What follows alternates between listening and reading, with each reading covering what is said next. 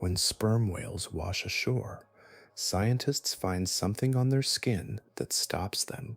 Scars, hundreds of them, perfect circles, each ringed with the marks of serrated teeth, pressed into the skin of an animal that can weigh up to 45 tons.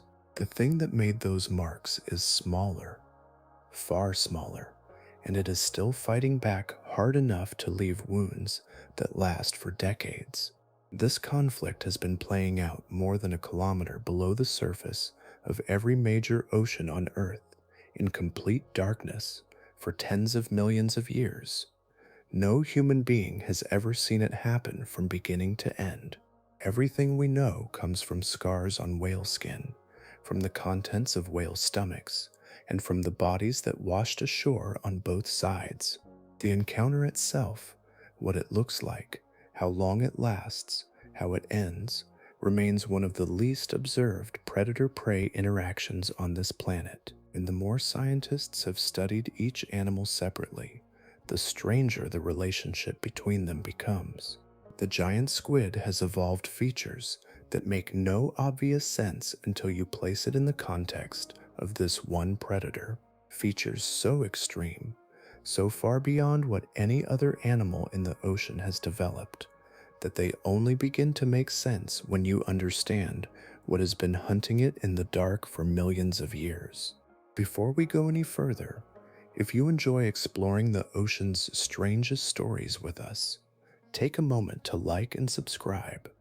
It helps the channel grow, and it means you're always here for the next deep dive. Let's begin. Long before science gave it a name, the giant squid existed in the uneasy space between observation and imagination. Fragments washed ashore, tentacles appeared in fishing nets, stories drifted between sailors and coastal villages.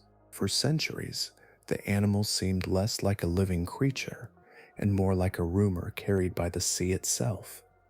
Then, in the year 1857, enough evidence finally accumulated for science to recognize it formally.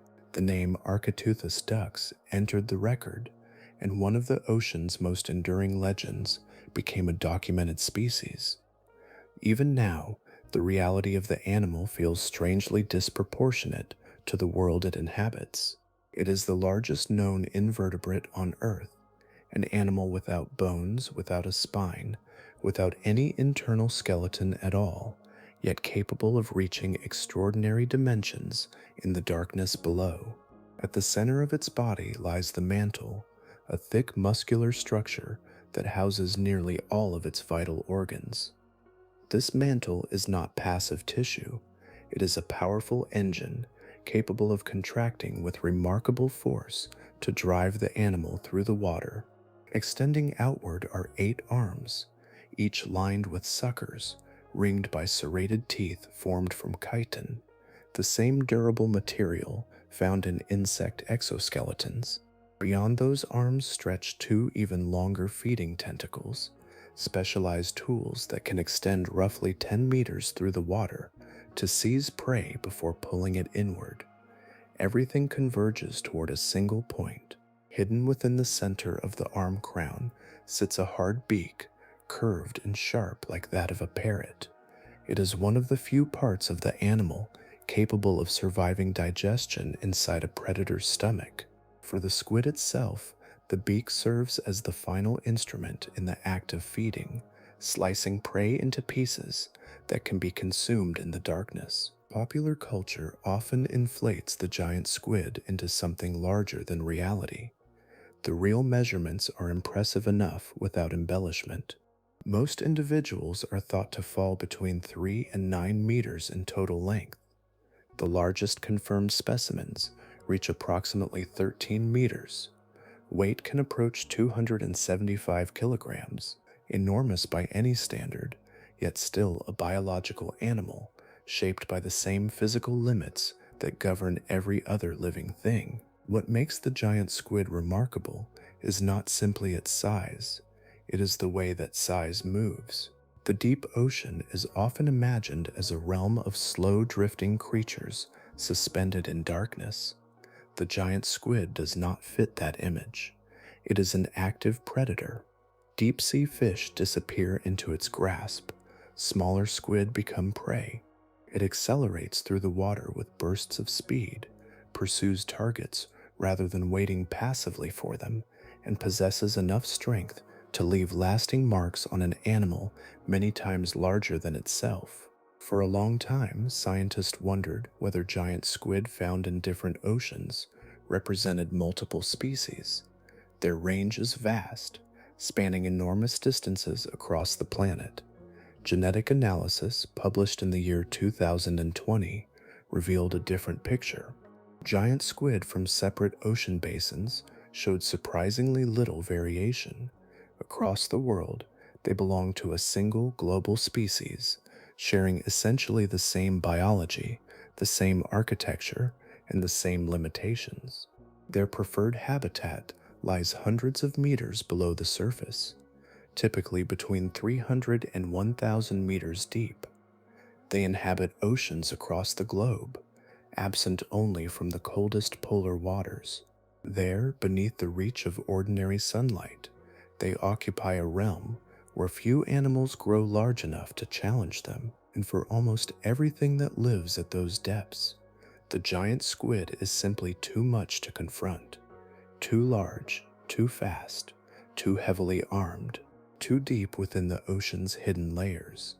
There is one animal on Earth that specifically, physiologically, evolutionarily exists to find the giant squid in the dark, and the giant squid has spent millions of years being reshaped by that fact. Far above the depths where the giant squid moves through cold water, the hunt has already begun. A sperm whale starts working long before it comes close to its prey. From the moment it leaves the surface and begins its descent, it releases a steady sequence of clicks into the darkness. Each pulse spreads outward through the ocean, passing across layers of water, drifting fish, and distant shapes hidden beyond any eye's reach. The whale does not descend blindly. It arrives carrying a map that is constantly updating around it. Those clicks move through seawater at roughly 1,500 meters per second, racing ahead of the whale itself. Long before muscle can contract or a body can turn, sound has already crossed the distance. The ocean becomes a medium of advanced knowledge, allowing the predator to explore places it has not yet physically entered. For the giant squid, this creates an extraordinary imbalance. Its body is surrounded by information, yet none of that information belongs to it. The frequencies used by the sperm whale fall outside the range that the squid's auditory system is equipped to detect. The clicks pass through the water unnoticed. They move across the squid's mantle, arms, and tentacles without triggering any warning. The animal remains unaware that anything has happened at all. Yet something has happened. As the sound waves strike the squid's body, they reflect backward through the darkness. Shape, depth, direction, and movement become encoded within the returning echoes. The whale receives those echoes and converts them into a detailed acoustic portrait. A living animal hidden in darkness becomes a measurable object suspended within a three-dimensional landscape of sound. The squid contributes to this process without realizing it.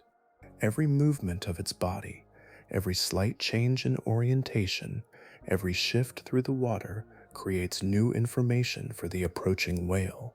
It reveals itself continuously while remaining unable to perceive the language through which that revelation occurs. In a strange sense, the giant squid is invisible only to itself. To the whale, it shines, not with light, but with acoustic contrast. The deeper the hunt progresses, the wider the gap becomes. The whale accumulates information with each returning echo. Distance narrows, position becomes clearer, motion becomes easier to predict. The predator builds certainty, while the prey continues through darkness with no awareness that it has already entered someone else's field of perception. Minutes may pass this way. During that time, the whale can remain on a converging path, adjusting course gradually, refining its target with every click. By the time any meaningful warning reaches the squid, the encounter is already far advanced. The predator may be within a few hundred meters, closing the distance at more than 3 meters per second through water that conceals every sign of approach. The contrast is almost absolute. One animal possesses an expanding stream of information, the other possesses none. This asymmetry is not an accident of circumstance. It sits at the very center of the relationship between them. The whale's body is built around acquiring knowledge at distance. The squid's body evolved within a world where most threats announce themselves through sight, motion, or direct physical disturbance. Against a hunter that navigates through sound, many of those expectations become unreliable, and yet the giant squid is still here. Its lineage has persisted through countless generations despite this disadvantage. Survival has not depended on hearing the clicks themselves. Somewhere within the darkness, another signal remains. Something accompanies the whale whether it wishes to or not. Something travels with the predator and leaves traces that cannot be silenced, hidden, or switched off. For the giant squid, that faint and indirect warning is the narrow margin upon which everything depends. Among all the strange proportions found in the animal kingdom, few are as startling as the giant squid's eyes. Set within the broad sides of its head are organs so large that they seem almost disconnected from the rest of biology. Each eye can reach roughly 27 centimeters in diameter, with a pupil approaching 9 centimeters across. They are the largest eyes known to have existed in any animal, living or extinct. Even creatures celebrated for exceptional vision fall far behind. Large swordfish, among the closest competitors, possess eyes measuring only around 9 centimeters. The giant squid's eyes are approximately 3 times wider. For many years, this seemed excessive. Biologists could explain why deep-sea animals often evolved larger eyes. Darkness rewards every additional photon that can be captured. Yet when researchers began testing the limits mathematically, an unexpected pattern emerged. Beyond a certain size, the advantages largely disappeared. For ordinary visual tasks, whether locating prey, recognizing potential mates, or navigating through open water, eyes larger than about 9 centimeters offered remarkably little improvement. The giant squid had gone far beyond that threshold. Its eyes demanded an explanation that standard theories could not provide. For much of the 20th century, that explanation remained elusive. The eyes were treated almost as an evolutionary extravagance, a feature that existed because it happened to work, rather than because it served a uniquely important function. The deeper researchers looked, the more unsatisfying that answer became. Evolution rarely maintains structures of such immense cost without receiving something valuable in return. A clearer picture emerged in the year 2012 when a team led by Dan Eric Nilsson at Lund University published research that approached the problem from a different direction. Instead of asking what the giant squid was trying to see, they asked what kind of visual task would continue benefiting from eyes that large. The answer narrowed with surprising precision. Almost every scenario reached the same conclusion. Bigger eyes provided little additional advantage.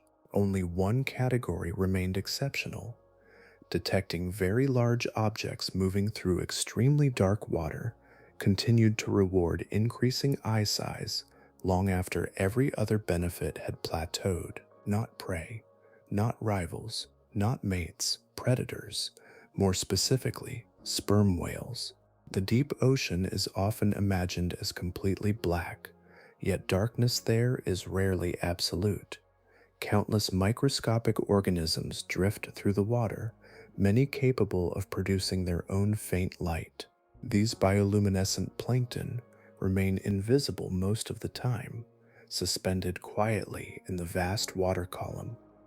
When disturbed physically, however, they flash with brief pulses of cold blue light. A sperm whale descending through this environment cannot avoid interacting with them. Its immense body pushes through the water, generating turbulence wherever it moves. Tiny organisms are displaced by the passage of skin, fins, and tail. As they react, flashes appear around the whale's body and in its wake. Individually, these points of light are insignificant. Together, they create a faint moving pattern drifting through the darkness. To most eyes, the signal is too weak and too diffuse to matter. To an eye built on the scale of the giant squids, it becomes detectable. Nilsson's modeling suggested that below approximately 600 meters, a 27-centimeter eye could identify the bioluminescent disturbance created by an approaching sperm whale from distances exceeding 120 meters.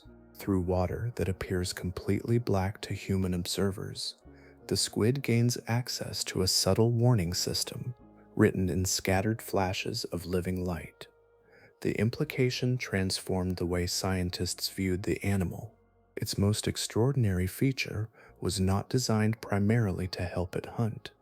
It existed to help it avoid being hunted. Over immense spans of evolutionary time, the pressure exerted by sperm whales appears to have shaped the giant squid's eyes into their present form. The predator did not merely pursue the squid. In a very real biological sense, it helped sculpt the anatomy of its prey. Yet even this remarkable adaptation reveals the imbalance at the heart of the relationship. 120 meters is a warning. The whale's acoustic reach extends far beyond that distance. By the time the giant squid sees the faint signature of its hunter moving through disturbed plankton, it is already fleeing from an animal that has known exactly where it is for some time. Sound reaches a scale in the sperm whale that almost ceases to feel biological. Deep within the animal's enormous head, hidden behind layers of tissue, oil, and bone, a pulse is generated with extraordinary force. Measured at up to 236 decibels, the sperm whale's echolocation click is the most powerful biological sound ever recorded. Nothing else in the living world is known to produce an acoustic signal of comparable intensity. The number alone is difficult to appreciate. A jet engine heard from roughly 30 meters away generates around 150 decibels in air. The whale's click, transmitted through seawater, carries an acoustic force often compared to that of a high-powered rifle discharged at close range. Yet this sound is not produced for display, communication, or intimidation. It exists for perception. The process begins in an unexpected place. Near the front of the whale's nasal system sits a structure known as the museau du singe, or monkey's lips. These paired folds of tissue press together with remarkable precision, creating the initial pulse. What starts as a brief mechanical event then enters one of the strangest anatomical structures in the animal kingdom. Occupying much of the whale's forehead is the spermaceti organ, a vast chamber filled with waxy oil. For centuries, its purpose puzzled naturalists. Modern research has revealed that it functions as a crucial component of the whale's acoustic system. As sound travels through this chamber, it becomes focused and amplified, shaped into a powerful directional beam projected forward into the darkness. The whale does not scatter sound randomly through the ocean. It aims it.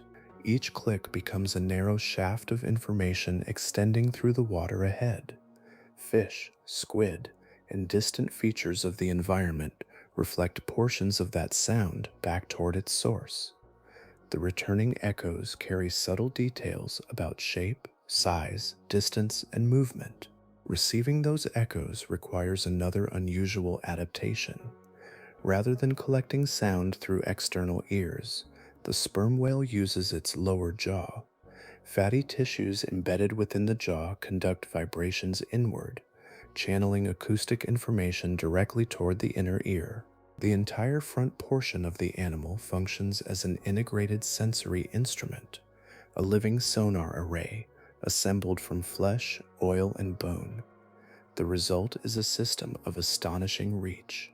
Researchers estimate that under favorable oceanic conditions, a squid-sized target can be detected and resolved at distances approaching 500 meters, long before visual signals become useful, long before turbulence or physical movement reveal a presence. The whale is already building an acoustic picture of what lies ahead.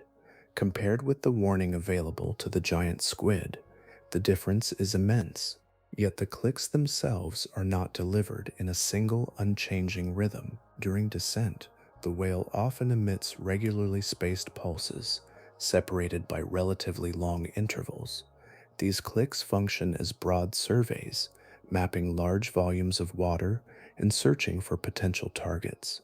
As echoes reveal something worthy of closer attention, the pattern begins to change. Intervals shorten, information arrives more frequently, the acoustic image sharpens. The transition resembles a gradual narrowing of focus. A distant possibility becomes a tracked object. A tracked object becomes a target. In the final stage of approach, the whale enters what researchers describe as a buzz or creak phase. Clicks are produced at an extraordinarily rapid rate, flooding the nearby water with acoustic updates. The animal is no longer searching, it is refining. Every fraction of a second brings fresh positional information. Every echo contributes to the final adjustments required for interception. Throughout this entire sequence, the giant squid remains unaware of the process itself. The broad surveys, the tracking phase, the tightening focus, the rapid-fire buzzes, none of it enters the squid's sensory world. It is being measured, followed, and targeted by a system to which it possesses no direct access. By the time the whale reaches buzz mode, the critical calculations have already been made. The target has already been selected. What follows unfolds within only a few seconds, inside a narrow interval where survival and capture separate from one another with extraordinary speed, and where direct observation has almost never accompanied the outcome. The first visible sign is almost insignificant. Somewhere ahead in the darkness, a faint disturbance appears.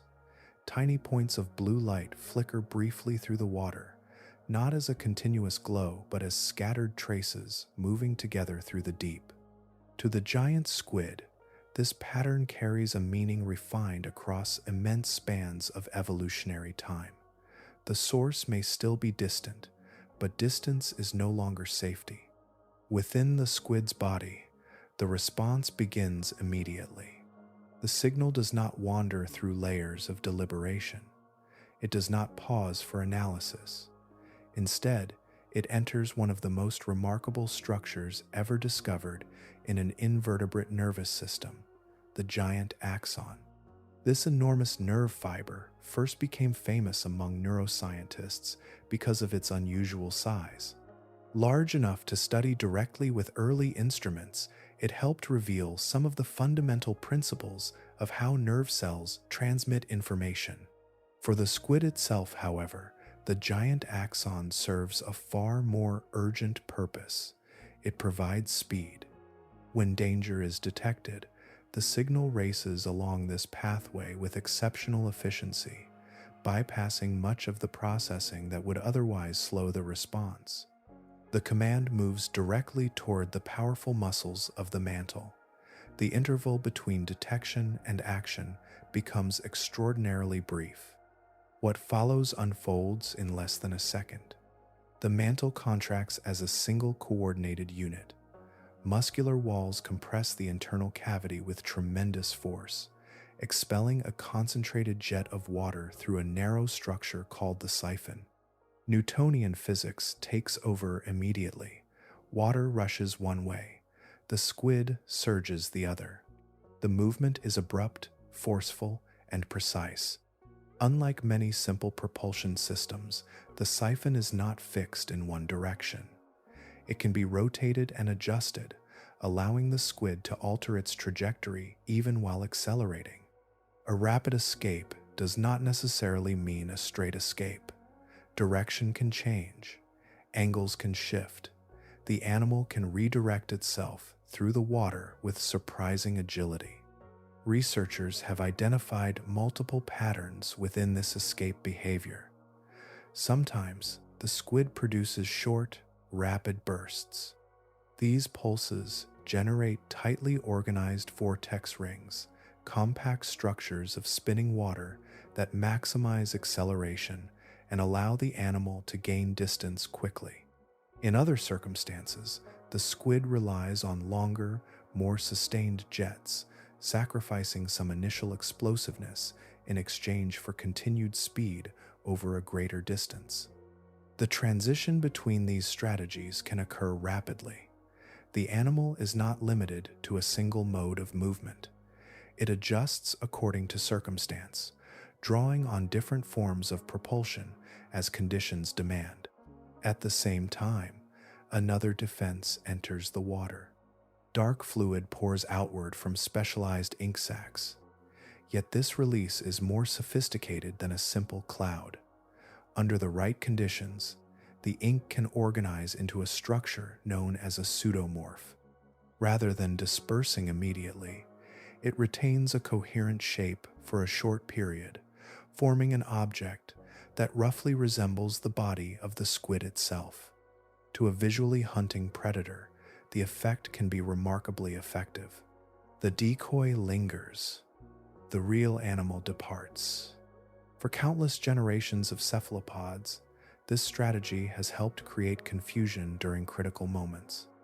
A predator following shape and motion may hesitate. It may strike the wrong target. Even a brief delay can create the opening necessary for survival. But the deep ocean has produced a hunter operating under different rules. The sperm whale is not pursuing a silhouette. It is not tracking contrast, color, or form through vision.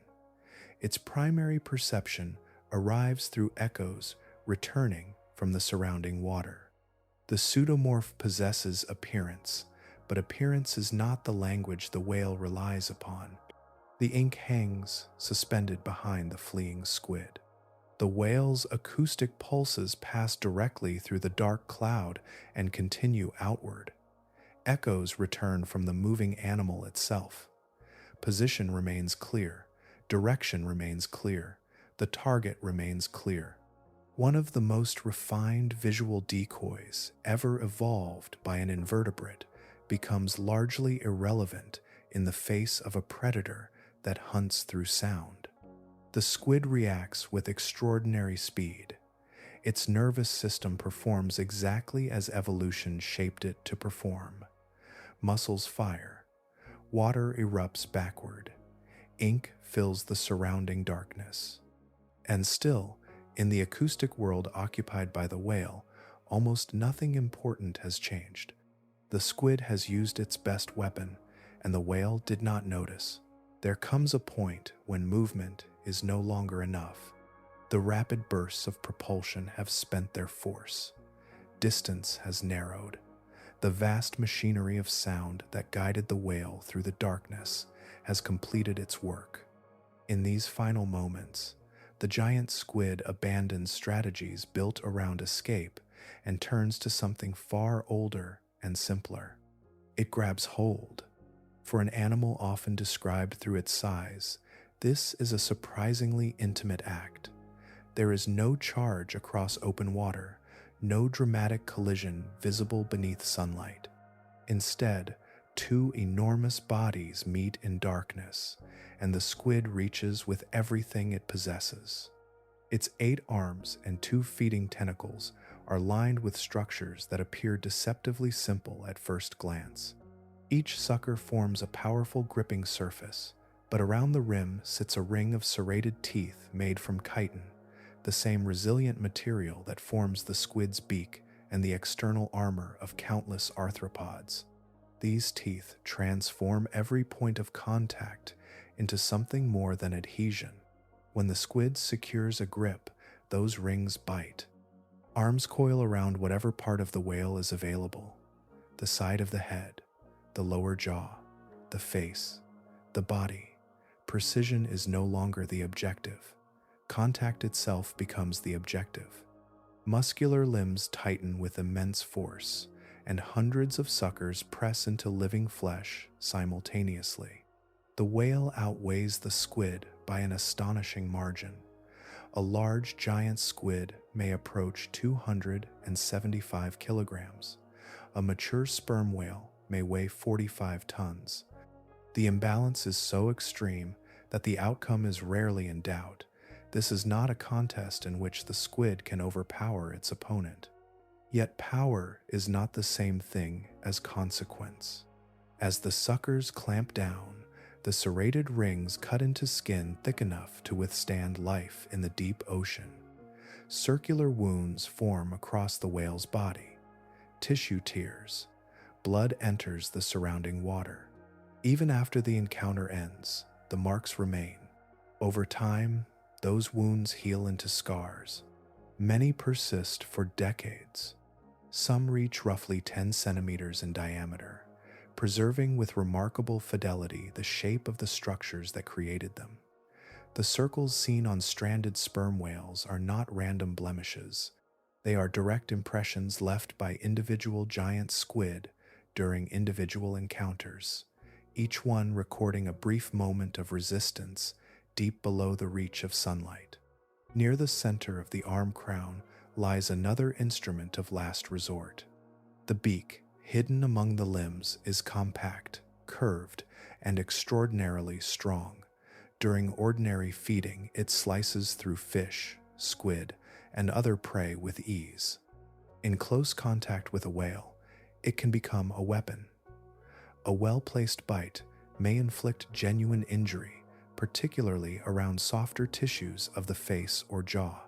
Compared with the whale's immense size, the damage remains limited, but it is real. This combination of grip, cutting force, and persistence leaves a record unlike anything else in the deep ocean. Older sperm whales often carry scar patterns so dense that large stretches of smooth skin become difficult to find. Circles overlap circles. Fresh marks intersect older ones. The body becomes layered with evidence accumulated over years of hunting. Every encounter contributes another entry. What makes these scars especially valuable is their rarity as evidence. The encounters themselves almost never reveal their details directly. Cameras are absent. Human observers are absent. The struggle unfolds and disappears into darkness. The scars remain. When researchers examine a stranded whale, they are reading traces left by animals that are no longer present. The marks function almost like pages in a biography written across living tissue. They reveal that the encounters occurred, that contact was made, and that the squid resisted with enough force to leave a permanent signature behind. The giant squid almost always loses, and still it fights with such determination that the evidence can remain on the survivor long after the animal that created it has vanished from the ocean. From the perspective of ordinary biology, the sperm whale should not be able to do what it does. It is an air-breathing mammal, weighing as much as 45 tons. Its ancestors evolved at the surface beneath open skies, drawing oxygen from the atmosphere like every other whale. Yet this animal routinely travels into regions where pressure rises to levels that would destroy unprotected lungs, disrupt circulation, and place immense strain on nearly every organ system. At depths approaching 2,000 meters, the surrounding water exerts roughly 200 atmospheres of pressure. The whale descends anyway. The secret lies not in a single adaptation, but in an entire body reorganized around the demands of depth. One of the most surprising changes occurs in the lungs. In most mammals, The lungs remain open structures through which gases move continuously. Deep underwater, that arrangement becomes dangerous. Increasing pressure forces gases into closer contact with the bloodstream. Nitrogen can dissolve into body tissues and later form bubbles during ascent, producing the condition divers know as decompression sickness. The sperm whale avoids this problem through collapse. As depth increases, its lungs compress completely. Air spaces shrink and eventually cease functioning in the ordinary sense. Far from being a failure, this collapse is protective. Gas exchange largely stops before dangerous amounts of nitrogen can enter circulation. The whale continues downward, carrying lungs that have effectively folded out of the process. It descends on an empty chest and returns without suffering the consequences that would threaten many other animals. Breathing, however, still matters. Oxygen must be stored somewhere. The answer is written into the whale's muscles. Their dark color comes from extraordinary concentrations of myoglobin, a protein specialized for binding oxygen.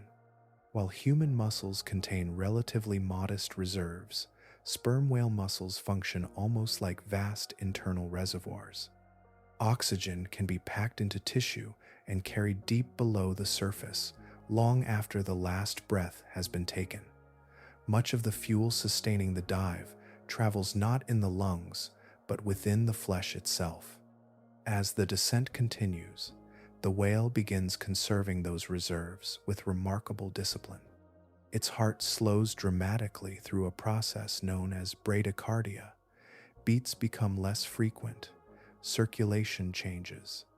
Blood is redirected away from organs that can temporarily tolerate reduced supply and concentrated toward the structures that cannot. The brain continues receiving what it requires. The heart continues receiving what it requires. Other systems wait patiently while the dive unfolds. Even the whale's massive head contributes to the journey. The spermaceti organ, already central to echolocation, appears to play a role in buoyancy as well. Filled with waxy oils, this enormous structure changes physical properties with temperature. Near the surface, warmer conditions favor greater buoyancy. During descent, cooling can increase density.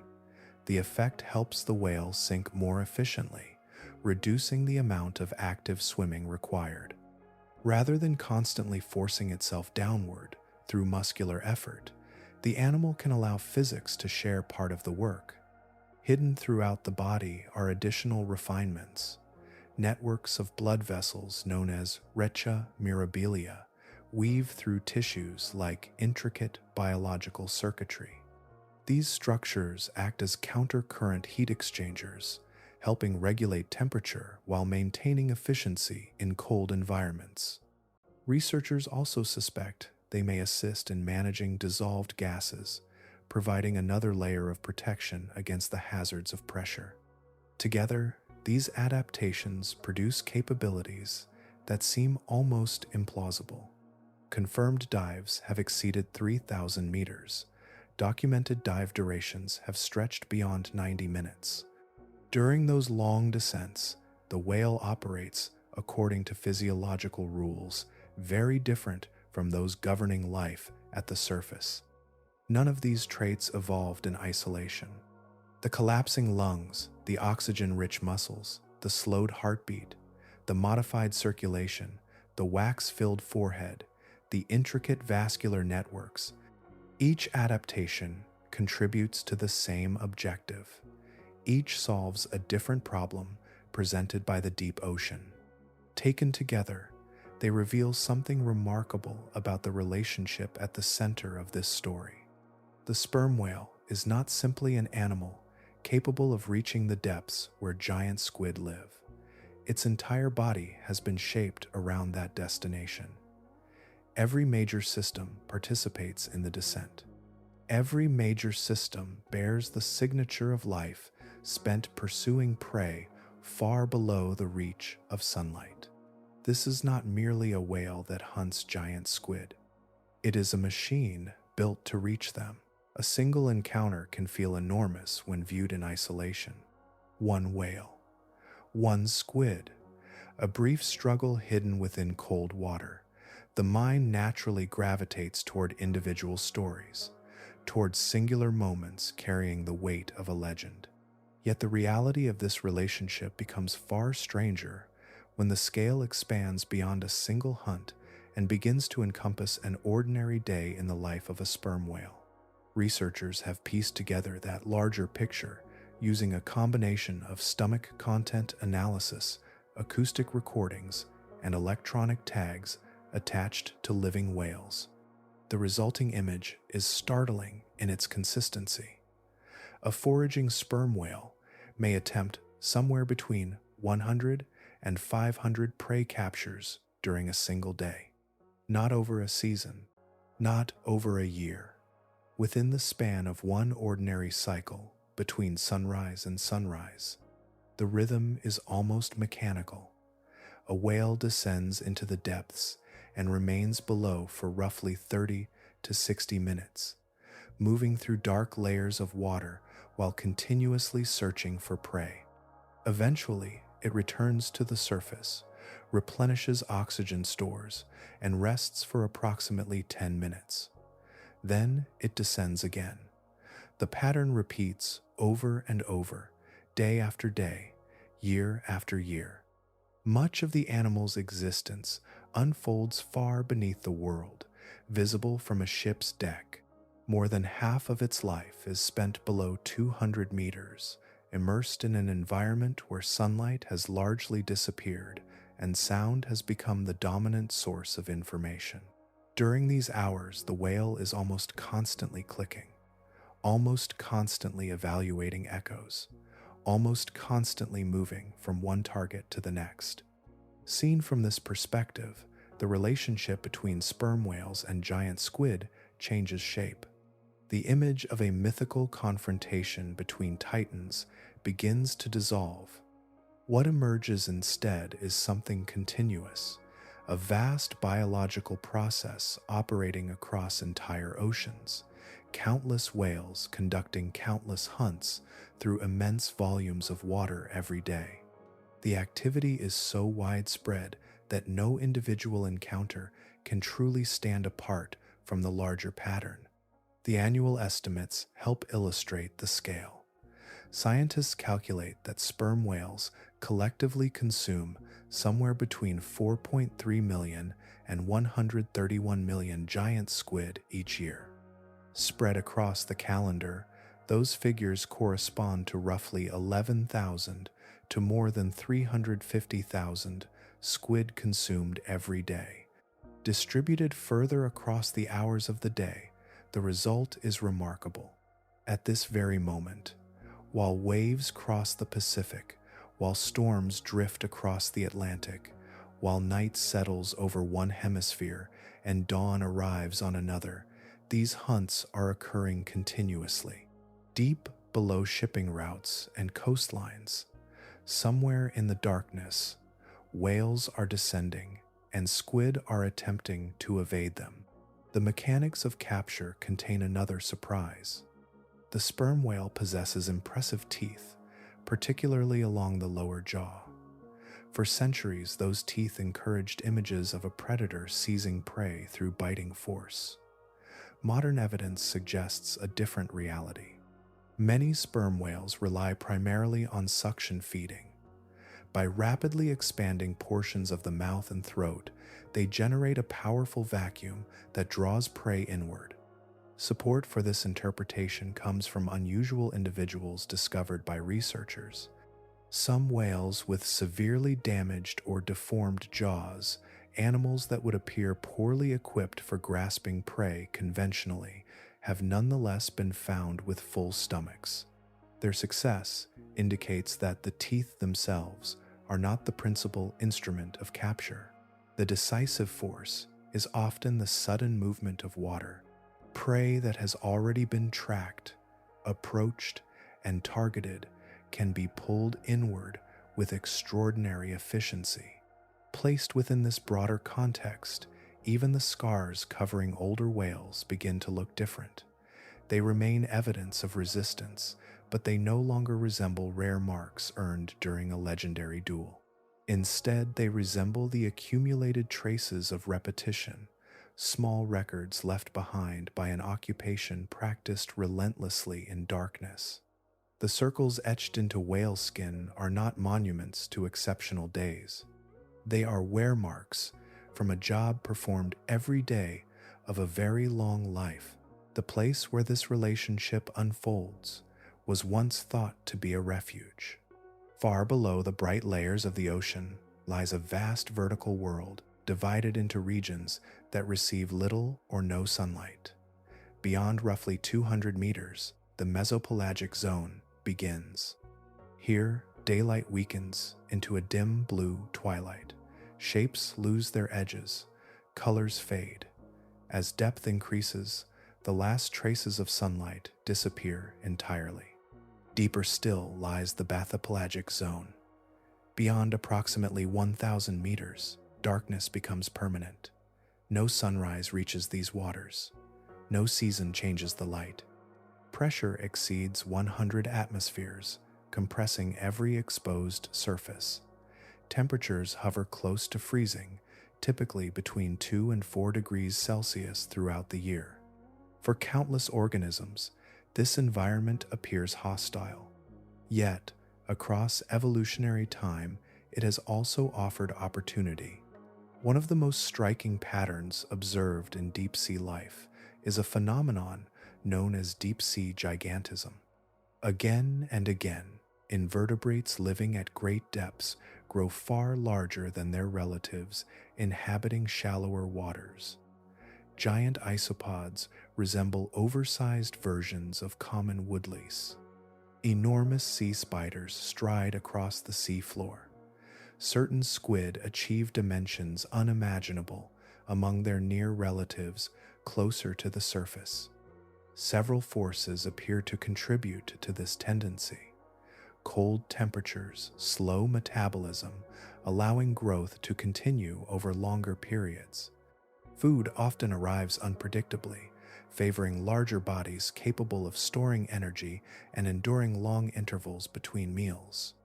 Historically, predation pressure has also been lower in many deep environments, permitting animals to reach sizes that might prove difficult to maintain in more crowded ecosystems. The giant squid represents one of the most dramatic expressions of this pattern. Many shallow water squid reach lengths measured in tens of centimeters. Some grow to 30 or 60 centimeters before reaching maturity. The giant squid can extend to 13 meters in total length, more than 20 times larger than numerous relatives occupying shallower habitats. From an evolutionary perspective, such size appears sensible. A 275-kilogram invertebrate moving through deep water should be difficult to threaten. Large predators become less common with increasing depth. Potential attackers must expend significant energy pursuing prey of that magnitude. Enormous bodies create their own form of security. For hundreds of millions of years, this strategy worked remarkably well. Cephalopods evolved in oceans, dominated by predators that relied heavily on vision. Sharks, large fish, marine reptiles, and countless other hunters searched for outlines, movement, contrast, and light. In response, cephalopods assembled one of the most sophisticated defensive toolkits in the animal kingdom. Chromatophores allowed rapid color change and camouflage. Transparency concealed vulnerable bodies against the surrounding water. Ink disrupted visual pursuit. Bioluminescent displays manipulated perception. Jet propulsion provided sudden acceleration when concealment failed. Each adaptation emerged within a world where seeing was the foundation of hunting. Against visual predators, these solutions proved extraordinarily effective. Then, a different hunter arrived. The sperm whale entered the deep ocean, carrying a sensory system that bypassed many of the assumptions on which those defenses depended. It did not require visual contrast. It did not rely on color. It did not need sunlight. Darkness itself provided no meaningful protection. Camouflage disappeared beneath acoustic detection. Transparency disappeared beneath acoustic detection. Ink disappeared beneath acoustic detection.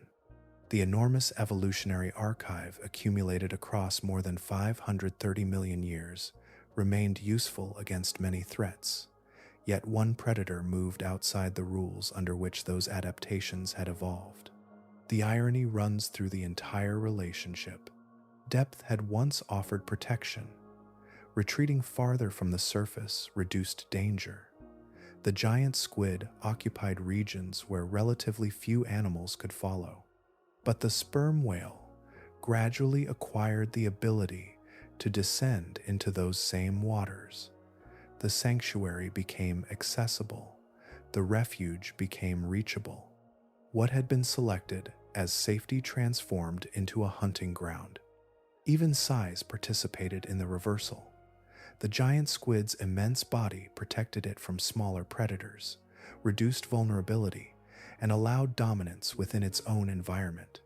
Yet that same body concentrated extraordinary amounts of protein and energy into a single package. At the precise depths where the giant squid chose to hide, its size made it one of the most valuable meals available. Most predator-prey relationships are studied by watching them happen. Researchers observe hunts, record behavior, compare outcomes, and gradually build an understanding of how one animal interacts with another. The relationship between sperm whales and giant squid developed along a different path. For all its scale and importance, almost everything known about it emerged from traces left behind after the encounter had already ended.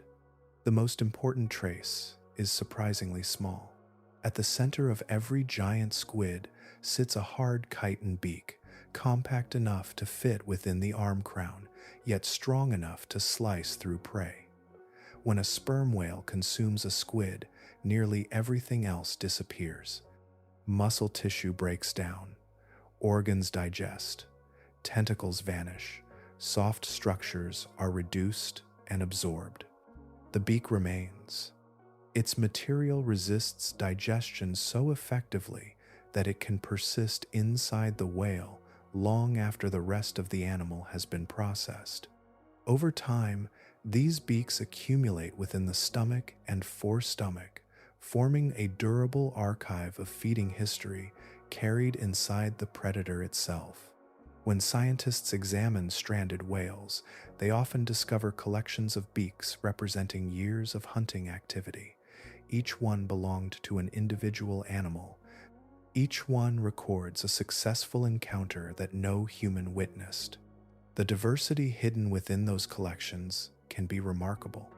A study of stranded sperm whales from the Bay of Biscay recovered beaks representing 19 separate cephalopod species from only 3 examined animals. 17 species were squid, including giant squid, while the remaining specimens belonged to the 7-arm octopus and the vampire squid. The stomach contents revealed an ecosystem of prey, assembled entirely through indirect evidence. The beaks also preserve information beyond species identity.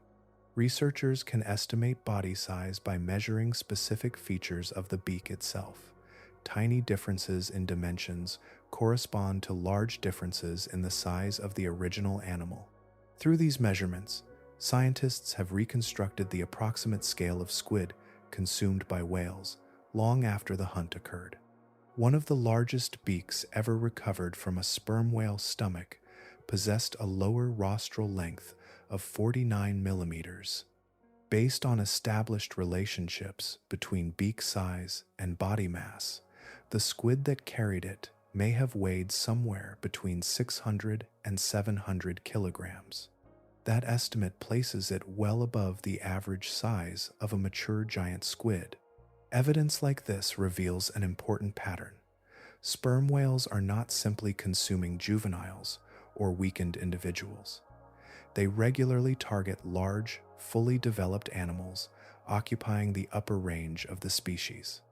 The beaks contain another layer of information as well. Locked within their structure are chemical signatures acquired during the squid's life. Ratios of carbon and nitrogen isotopes remain preserved even after digestion. By analyzing these isotopes, researchers can infer aspects of the animal's feeding environment and position within the food web. The chemistry provides clues about where the squid lived, what it consumed, and roughly which depths it occupied before becoming prey. Meanwhile, living whales contribute a different kind of evidence. Modern researchers attach suction cup tags to sperm whales during foraging expeditions. These devices record depth, movement, and acoustic behavior without harming the animal. Hours later, the tags detach and float to the surface for recovery. Within the recordings, scientists search for specific patterns. Among the most important are buzz sequences, the rapid acoustic bursts associated with final targeting behavior. By counting these events across dives, researchers can estimate how often prey capture attempts occur. The data reveal patterns of hunting activity with remarkable detail. Yet even here, something remains absent. The tags record the whale's side of the encounter. They capture movement, sound, and depth. They do not capture the squid. The decisive moment itself remains hidden. What emerges from all these methods is a picture assembled from fragments: beak collections, scar distributions, isotope ratios, acoustic records, separate pieces gathered from different places and different times, then fitted together until a coherent story appears. Not one complete hunt on film. Not one uninterrupted record of the encounter from beginning to end. Everything known about this relationship has been reconstructed from the debris it leaves behind, much as an archaeologist reconstructs a vanished civilization from broken artifacts scattered across a forgotten landscape. Sometimes a scientific breakthrough arrives not through new technology, but through a change in perspective. For decades, researchers searched for giant squid directly. They looked for the animal itself, scanning vast stretches of ocean in the hope of encountering one of the most elusive creatures on Earth. The effort produced occasional fragments of success, washed-up specimens, severed tentacles, accidental discoveries. Yet, the living animal remained largely absent, concealed within a realm too large and too deep to search efficiently. The solution emerged from a simple realization: finding the giant squid was extraordinarily difficult. Finding the thing that hunted giant squid was not. Far south of Tokyo lie the Ogasawara Islands, surrounded by deep Pacific waters where sperm whales regularly descend hundreds of meters beneath the surface. Between September and December, researchers documented whales diving repeatedly to depths between roughly 800 and 1,000 meters. The pattern suggested something important. Predators do not invest energy in visiting empty places. If sperm whales were hunting there consistently, then giant squid were almost certainly present as well. The challenge shifted. Instead of searching for the squid, researchers began following the whale. Among the scientists pursuing this approach was Tsunami Kubotara of Japan's National Museum of Nature and Science, working alongside Kyoichi Mori of the Ogasawara Whale Watching Association. Beginning in the early years of the 21st century, they focused their efforts on locations identified through whale behavior. The logic was straightforward, but the execution demanded patience on an extraordinary scale. Year after year, they returned. Equipment was lowered into deep water. Cameras waited in darkness. Baited systems drifted silently beneath the waves. Most attempts yielded nothing at all. The ocean absorbed effort without offering an answer. Then, on September 30th, 2004, persistence finally produced something remarkable. A camera suspended at depth captured the first still photograph of a live giant squid in its natural habitat. The image did not show a passive animal drifting through darkness. It revealed an active predator engaged with a baited line. During the encounter, the squid seized the lure aggressively and became entangled in a struggle that resulted in the loss of part of a tentacle. The photograph was imperfect and chaotic, but its significance was immense. A living giant squid had been documented where it actually lived. More importantly, the image confirmed behavior that many researchers had suspected. The animal was not a slow-floating giant wandering through the deep. It attacked prey actively and with considerable force. 2 years later, another milestone followed. On December 4th, 2006, Kubodera's team filmed a live giant squid for the first time. The individual measured approximately 7 meters in length and was brought to the surface after a difficult capture. Kubodera later described the process as quite a fight. The animal did not survive the encounter, but the footage provided a rare glimpse of a living specimen rather than a carcass recovered after death. Yet even these successes exposed a deeper problem. The photographs came from baited equipment. The video came from a captured animal near the surface. Neither showed the giant squid behaving naturally in its own environment. Neither revealed the daily life of the species hidden within the depths. The obstacle was not simply finding the squid. It was observing the squid without altering its behavior. Traditional remotely operated vehicles struggled with this task. Their lights announced their presence long before they arrived. Their motors introduced noise into an environment where subtle vibrations carry great distances.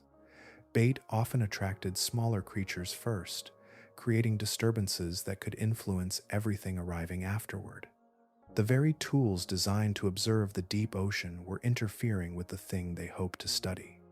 Again and again, researchers encountered the same lesson. Methods that worked well for many marine animals failed when applied to giant squid.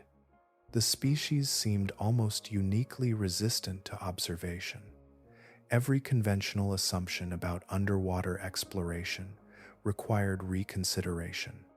Success would depend not on approaching the squid more aggressively, but on becoming less noticeable, less intrusive, and closer to invisible within the world where the animal had spent millions of years avoiding detection. Success arrived quietly after years of failure. No dramatic breakthrough announced itself at sea. No single invention solved the problem overnight. Instead, progress emerged from a growing realization that the giant squid had spent millions of years avoiding detection, and any technology intended to observe it would need to become almost invisible itself. By the beginning of the 2010s, a new expedition assembled around that idea. Tsunami Kubodera joined forces with oceanographer Edith Witter, founder of the Ocean Research and Conservation Association and a pioneer in deep-sea optical systems. Alongside them worked a joint crew from NHK and Discovery Channel, supported by specially designed submersibles built for long periods of patient observation in the deep Pacific. The objective was not merely to find a giant squid. The objective was to see one behaving naturally. That distinction changed everything. Witter's most important contribution was a camera system known as Medusa. Conventional underwater cameras often relied on bright illumination that transformed darkness into an artificial stage. Deep-sea animals noticed these lights immediately. The very act of observation altered the behavior being observed. Medusa approached the problem differently.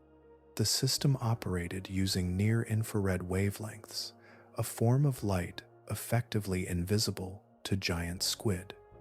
The camera could record the surrounding environment without broadcasting its presence. Rather than forcing the deep ocean into visibility, it learned to watch quietly. The expedition also employed an unusual lure.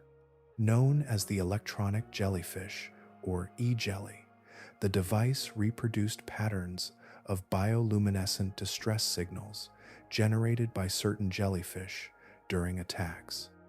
In the deep ocean, such flashes often attract larger predators seeking opportunities created by another animal's struggle. The lure did not imitate food directly. Instead, it imitated information, a distant signal suggesting that something interesting might be happening nearby. Curiosity, rather than hunger, became the invitation. Even with these innovations, success remained uncertain. The expedition demanded persistence on a scale that only becomes apparent when viewed as a whole. 55 separate dives were conducted. Together, they accumulated more than 285 hours beneath the surface. Some descents carried the submersibles beyond 900 meters into darkness that had remained unchanged for geological ages. The routine rarely varied. Descend slowly. Deploy the equipment. Wait. Observe. Return to the surface. Then repeat. Again and again, the ocean offered silence. Yet each unsuccessful dive refined the process. Each descent brought researchers slightly closer to understanding how to exist within the giant squid's world without disturbing it. Finally, in waters near the Ogasawara Islands, at a depth of approximately 630 meters, the waiting ended. A giant squid entered the frame. For the first time, a living individual had been filmed in its natural deep-sea habitat. Kubadera later described the animal as shining and beautiful. The phrase carried particular significance because the squid did not resemble expectations formed from dead specimens recovered at the surface. Most preserved giant squid appear reddish in color. For decades, that image shaped public understanding of the species. The living animal revealed something different. Beneath the deep ocean's darkness, its body reflected silver and metallic gray tones, giving it an appearance that seemed almost luminous. It looked less like a preserved specimen brought into the human world and more like a creature fully adapted to its own. The footage accumulated into something extraordinary. Approximately 18 minutes of recorded video captured 6 separate encounters. For the first time, researchers could watch a giant squid moving naturally through its environment. The animal did not drift passively. It approached with purpose. Movements were deliberate, controlled, and predatory. This was an active hunter navigating its domain with confidence. The images transformed scientific understanding because they replaced assumption with observation. Yet even this achievement contained an absence. The expedition had captured the prey. Researchers possessed footage of the giant squid and extensive records of sperm whales. They had documented both participants in one of the ocean's most consequential relationships. But the central event remained hidden. The encounter itself still existed beyond observation. No camera has ever recorded a complete hunt between a sperm whale and a giant squid in the deep ocean. The predator has been filmed. The prey has been filmed. Yet the moment that binds them together continues to unfold unseen, somewhere beyond the reach of every lens that has descended into the dark. Long before researchers managed to film a living giant squid in its own environment, another version of the animal had already been waiting quietly inside every cell. Not a photograph, not a specimen preserved in a museum, a record written in chemistry. Every adaptation discussed so far, every eye, nerve, muscle, and reflex originates from instructions encoded within strands of DNA. For centuries, those instructions remained inaccessible, hidden inside one of the most elusive animals on Earth. Then, in January of 2020, a team led by researchers at the University of Copenhagen published the first complete genome sequence of Architeuthis ducks. The achievement revealed a biological manuscript of astonishing scale. The giant squid genome contains approximately 2.7 billion base pairs, placing it in the same general range as the human genome, which contains roughly 3 billion. For an invertebrate, the complexity is remarkable. The animal drifting through deep water carries a genetic archive comparable in size to our own. Yet the significance of the project was never merely about quantity. Researchers wanted to understand what kind of information filled those billions of genetic letters and whether the genome could explain how such an unusual animal came to exist. One discovery stood out almost immediately. Among the genes present in the genome was an enormous expansion of a family known as protocatarins. In vertebrates, these genes play important roles in building and organizing neural circuits. They help create the intricate networks through which nerve cells communicate, allowing brains and nervous systems to develop extraordinary complexity. The giant squid possessed far more of these genes than scientists typically expect to find in an invertebrate. The findings suggested that its nervous system had been shaped by sustained evolutionary pressure across immense spans of time. The animal's neural architecture is unusual even among cephalopods. Signals move through giant axons, capable of transmitting escape commands with exceptional speed. Processing is distributed throughout the body rather than concentrated entirely within a single brain. Reflexes, sensory integration, and coordinated movement operate through networks of remarkable sophistication. The genome indicated that this complexity did not emerge accidentally. It had been selected, refined, and preserved generation after generation. Elsewhere in the genetic record, researchers found evidence of similar pressure acting upon vision. Genes involved in photoreception showed signs of strong positive selection. Across evolutionary time, modifications improving the ability to gather and process faint light appear to have been consistently favored. The giant squid's extraordinary eyes are not simply large structures attached to the head. Their capabilities are rooted deeply within the genome itself, encoded through countless inherited adjustments accumulated over millions of years. The animal's biology carries a written history of adaptation. Each generation inherited slightly altered instructions. The most effective versions persisted. The result became an eye capable of functioning in conditions where almost no light exists at all. The genome also helped settle a long-standing question concerning the species itself. For many years, scientists debated whether giant squid found in different oceans might represent multiple species. Their immense range and infrequent observation left room for uncertainty. Genetic analysis revealed a different picture. Architeuthis ducks appears to be a single species distributed across much of the world's ocean. Even more surprising was the relatively low genetic diversity observed between populations from distant regions. Individuals separated by entire ocean basins remain genetically similar. The pattern suggests extensive mixing across generations, perhaps aided by powerful ocean currents capable of transporting early life stages across enormous distances. Yet, despite all these insights, the genome carries clear limits. DNA can reveal what an animal is built from. It cannot directly reveal how that animal spends its days.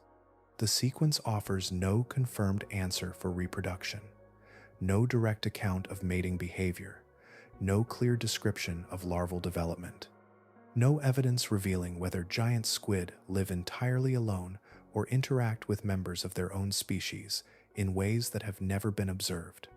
No giant squid has ever been maintained successfully in captivity long enough to answer such questions. Much of its life remains hidden beyond observation. The genome opened a window into the machinery of the animal, exposing the instructions that shaped its body across evolutionary time. Yet even after reading billions of genetic letters, one truth remained unchanged. The genome can tell us what the giant squid is built from. It cannot tell us how the giant squid lives. There is a quiet paradox woven through the body of the giant squid. Almost every feature that makes the animal extraordinary appears at first glance to be a story of success. Length measured in meters rather than centimeters. Muscles powerful enough to propel a massive body through deep water, arms capable of seizing prey in darkness, a predator built on a scale few invertebrates have ever approached. Yet the deeper one follows that story, the stranger it becomes. The giant squid did not grow enormous by accident. Across evolutionary time, large size offered advantages that were difficult to ignore. Bigger animals are harder to attack. Bigger animals can travel farther, store more energy, and dominate prey that smaller hunters cannot handle. In much of the natural world, increasing size gradually reduces the list of things capable of threatening you. For hundreds of millions of years, that principle served cephalopods well. Then the deep ocean introduced an exception. Every descent undertaken by a sperm whale carries a cost. Reaching depths of around 1,000 meters requires energy. Returning to the surface requires more. Oxygen reserves are consumed. Muscles work continuously. The journey must provide a worthwhile return. Natural selection tends to reward efficiency. If a predator is investing substantial energy to reach a particular depth, then prey offering the greatest nutritional value become especially attractive. In this context, the giant squid occupies a remarkable position. A mature individual weighing roughly 275 kilograms contains an immense quantity of protein and fat concentrated within a single body. Compared with chasing numerous smaller animals scattered through the same environment, capturing one large squid can provide a far greater energetic reward. The arithmetic favors size. Evidence from beak collections recovered from sperm whales reinforces this pattern. Again and again, researchers find remains belonging to large, mature individuals rather than exclusively juveniles or small adults. The record suggests that whales are not merely encountering giant squid by chance, they are repeatedly targeting some of the largest animals available within their hunting range. The logic that once promoted gigantism begins to reverse. For much of evolutionary history, becoming larger often meant becoming less desirable as prey. The effort required to attack and subdue a large animal frequently outweighed the reward. In the deep ocean, however, the giant squid encountered a predator uniquely equipped to overcome that calculation.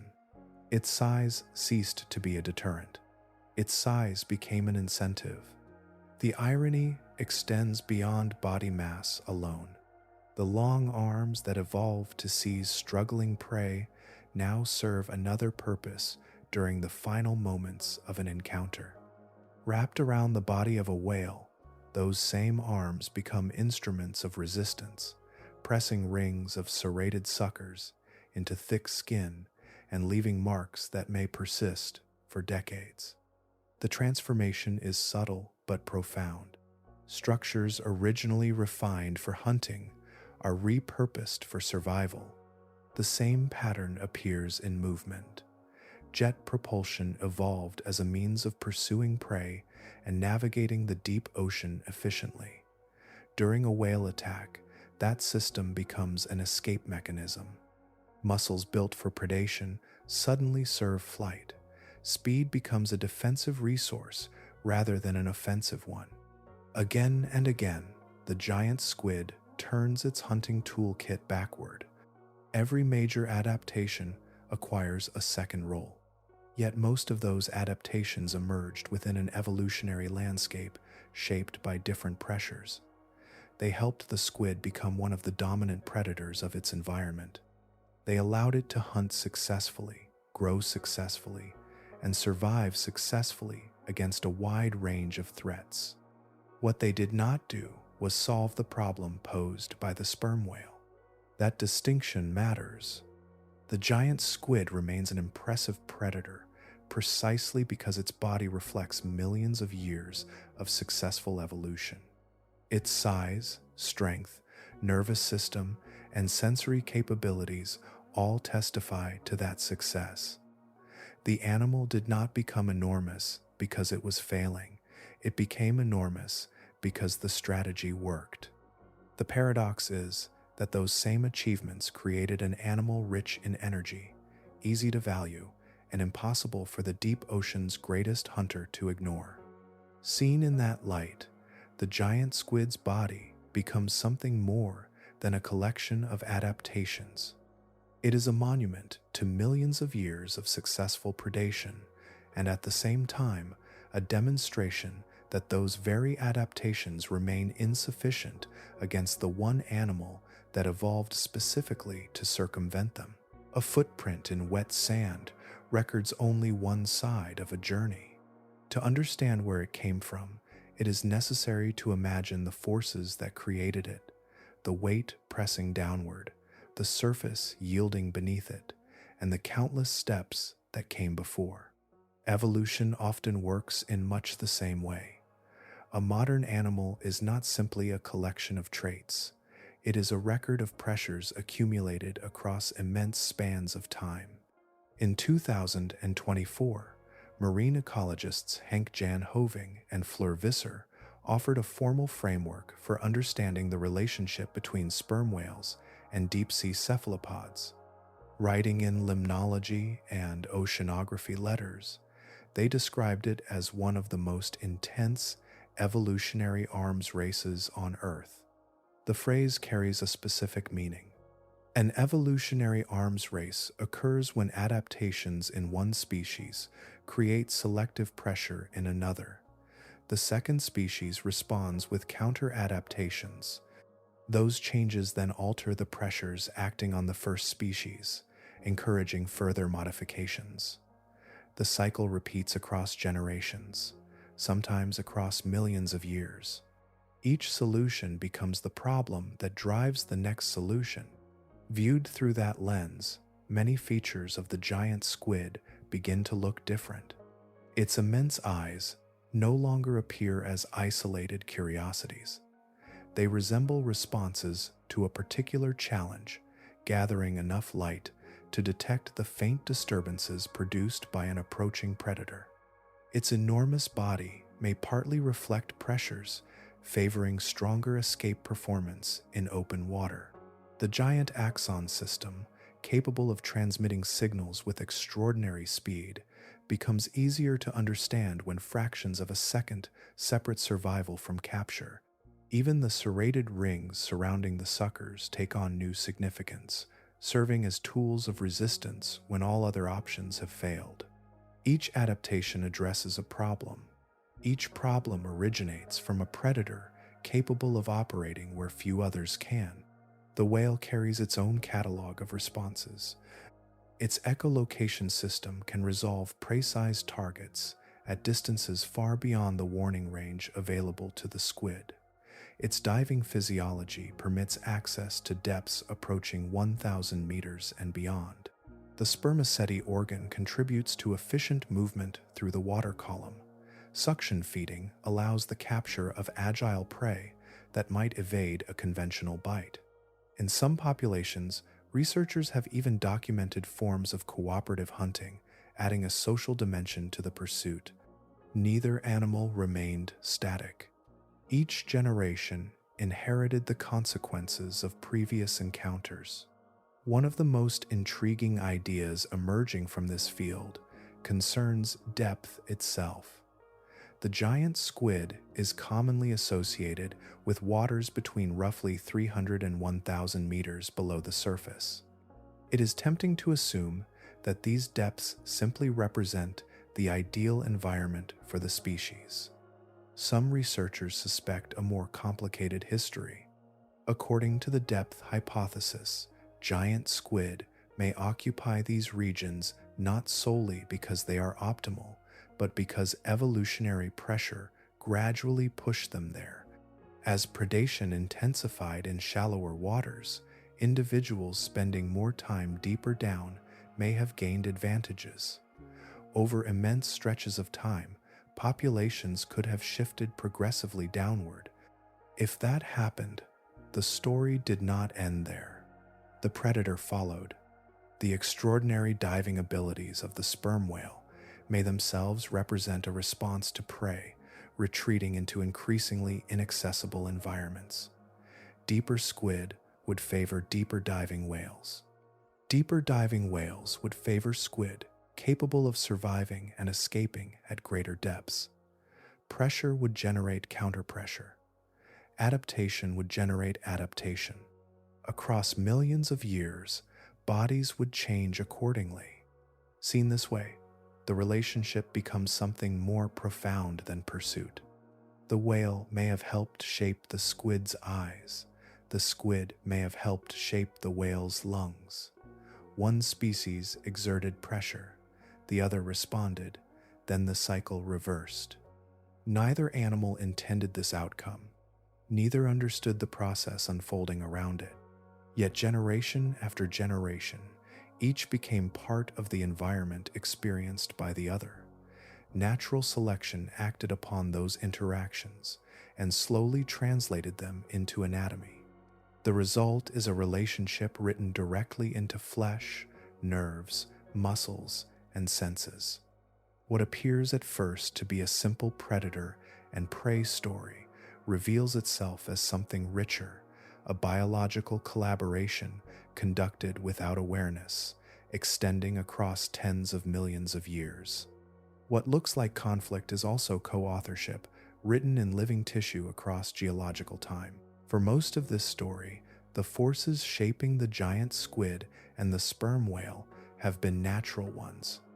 Pressure, depth, energy, predation. Generation after generation, those forces acted slowly, almost imperceptibly, sculpting bodies across spans of time so vast they are difficult to imagine. Then, within a period shorter than a human lifetime, a new force entered the system. It arrived aboard ships. Beginning in the 18th century and continuing through much of the 20th, industrial whaling transformed the world's oceans. Sperm whales became one of the primary targets. Their spermaceti oil was valuable. Their size made them economically attractive. Entire fleets crossed oceans in search of them. The scale of removal was extraordinary. Estimates suggest global sperm whale populations may once have exceeded 1 million individuals. By the end of the industrial whaling era, that number may have fallen to roughly 360,000. In only a few centuries, a species that had shaped deep ocean ecosystems for millions of years was reduced to approximately 1/3 of its former abundance. Most discussions of whaling focus understandably on the whales themselves. Yet another species was affected as well. For the giant squid, the reduction represented something unprecedented. Predation pressure from its primary predator declined dramatically. A force that had been operating continuously across tens of millions of years weakened within a geological instant. No previous generation of giant squid had experienced anything comparable. The consequences remain difficult to measure directly because the necessary records do not exist. No census of giant squid populations was conducted before industrial whaling. No historical survey documented their precise distribution across the deep ocean. The animals were too elusive even then. Nevertheless, evolutionary theory offers intriguing possibilities. Researchers, including Timothy Pierce of the Carnegie Museum, have suggested that if giant squid were driven into deeper habitats, partly by sperm whale predation, then reducing whale numbers should alter those pressures. Fewer whales would mean fewer encounters. Individuals occupying slightly shallower waters might experience greater survival. Population sizes could increase. Distribution patterns might gradually shift. The hypothesis cannot be tested with complete certainty. The missing baseline prevents direct comparison between past and present populations, yet the idea remains consistent with the broader evolutionary framework.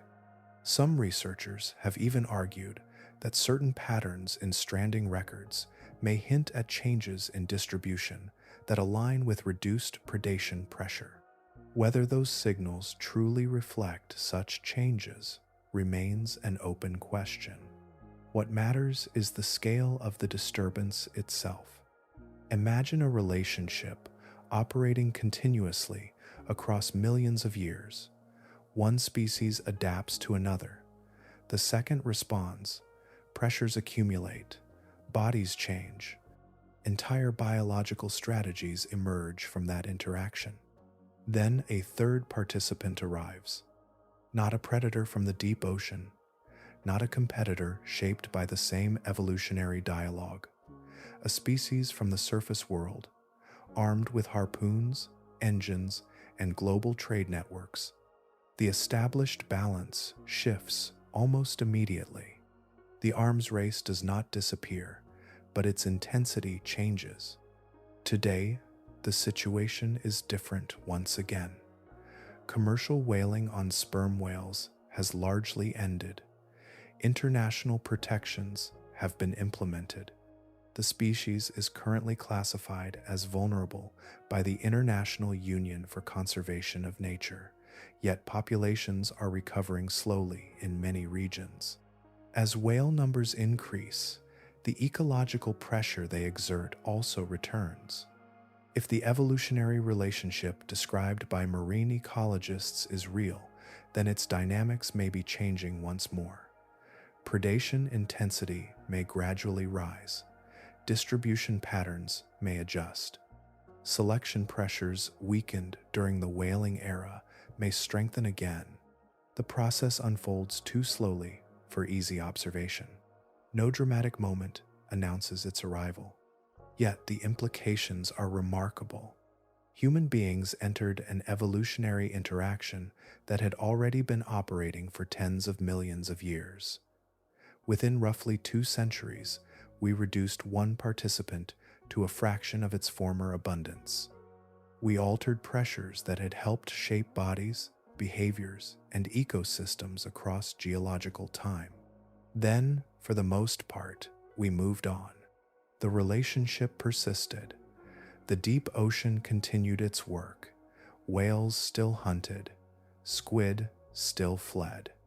The ancient dialogue never ended. It merely adjusted to a new condition imposed from above. Perhaps the most striking aspect of this story is not that we changed it. It is that we changed it without understanding what we were touching, altering the course of a conflict older than humanity itself before we even knew the conflict existed. Long before science gave the giant squid a name, stories had already given it a legend. Across the cold waters of the North Atlantic, sailors spoke of an immense creature lurking beneath the waves. In Norse traditions, the kraken emerged as something vast enough to blur the line between animal and landscape. It belonged to a world where horizons were uncertain and distant shapes could become entire myths. In the year 1555, the Swedish writer Olaus Magnus included descriptions of such a creature in Historia de Gentibus Septentrionalibus, portraying an ocean giant so enormous that mariners might mistake it for an island. The image endured. Centuries later, it drifted into literature. In the year 1830, Alfred Tennyson imagined the kraken sleeping in profound depths beyond human reach. Later still, Jules Verne placed a gigantic squid into 20,000 leagues under the sea, transforming it into an aggressive adversary capable of threatening ships and the people aboard them. With each retelling, the creature grew more fearsome. The deep ocean became its kingdom, and humanity its intended victim. Yet while the legend expanded, fragments of reality were quietly accumulating. One of the most important moments arrived in November of the year 1861. Near the Canary Islands, the French warship Alecton encountered a dying giant squid at the surface. The crew attempted to secure the animal. They fired at it repeatedly and tried to haul it aboard. The effort failed. Much of the body slipped away beneath the water. What remained, however, was enough to produce an official report. For perhaps the first time, an encounter that might once have become a sailor's tale entered the scientific record. Only a decade later, in the year 1871, another piece of evidence appeared when a dead giant squid washed ashore in Fortune Bay, Newfoundland. Unlike rumors or distant sightings, this specimen could be measured. It possessed dimensions, anatomy, and physical reality. The creature that had lived for centuries in stories was beginning to emerge as a biological fact. What is striking now is how close the mythology came in one respect. The legends understood the scale. The animal truly was enormous. It possessed arms lined with powerful suckers, a formidable beak, and eyes larger than those of any other known animal. It inhabited remote depths that humans rarely visited. In size and appearance, it seemed perfectly designed for folklore, but mythology misunderstood its role completely.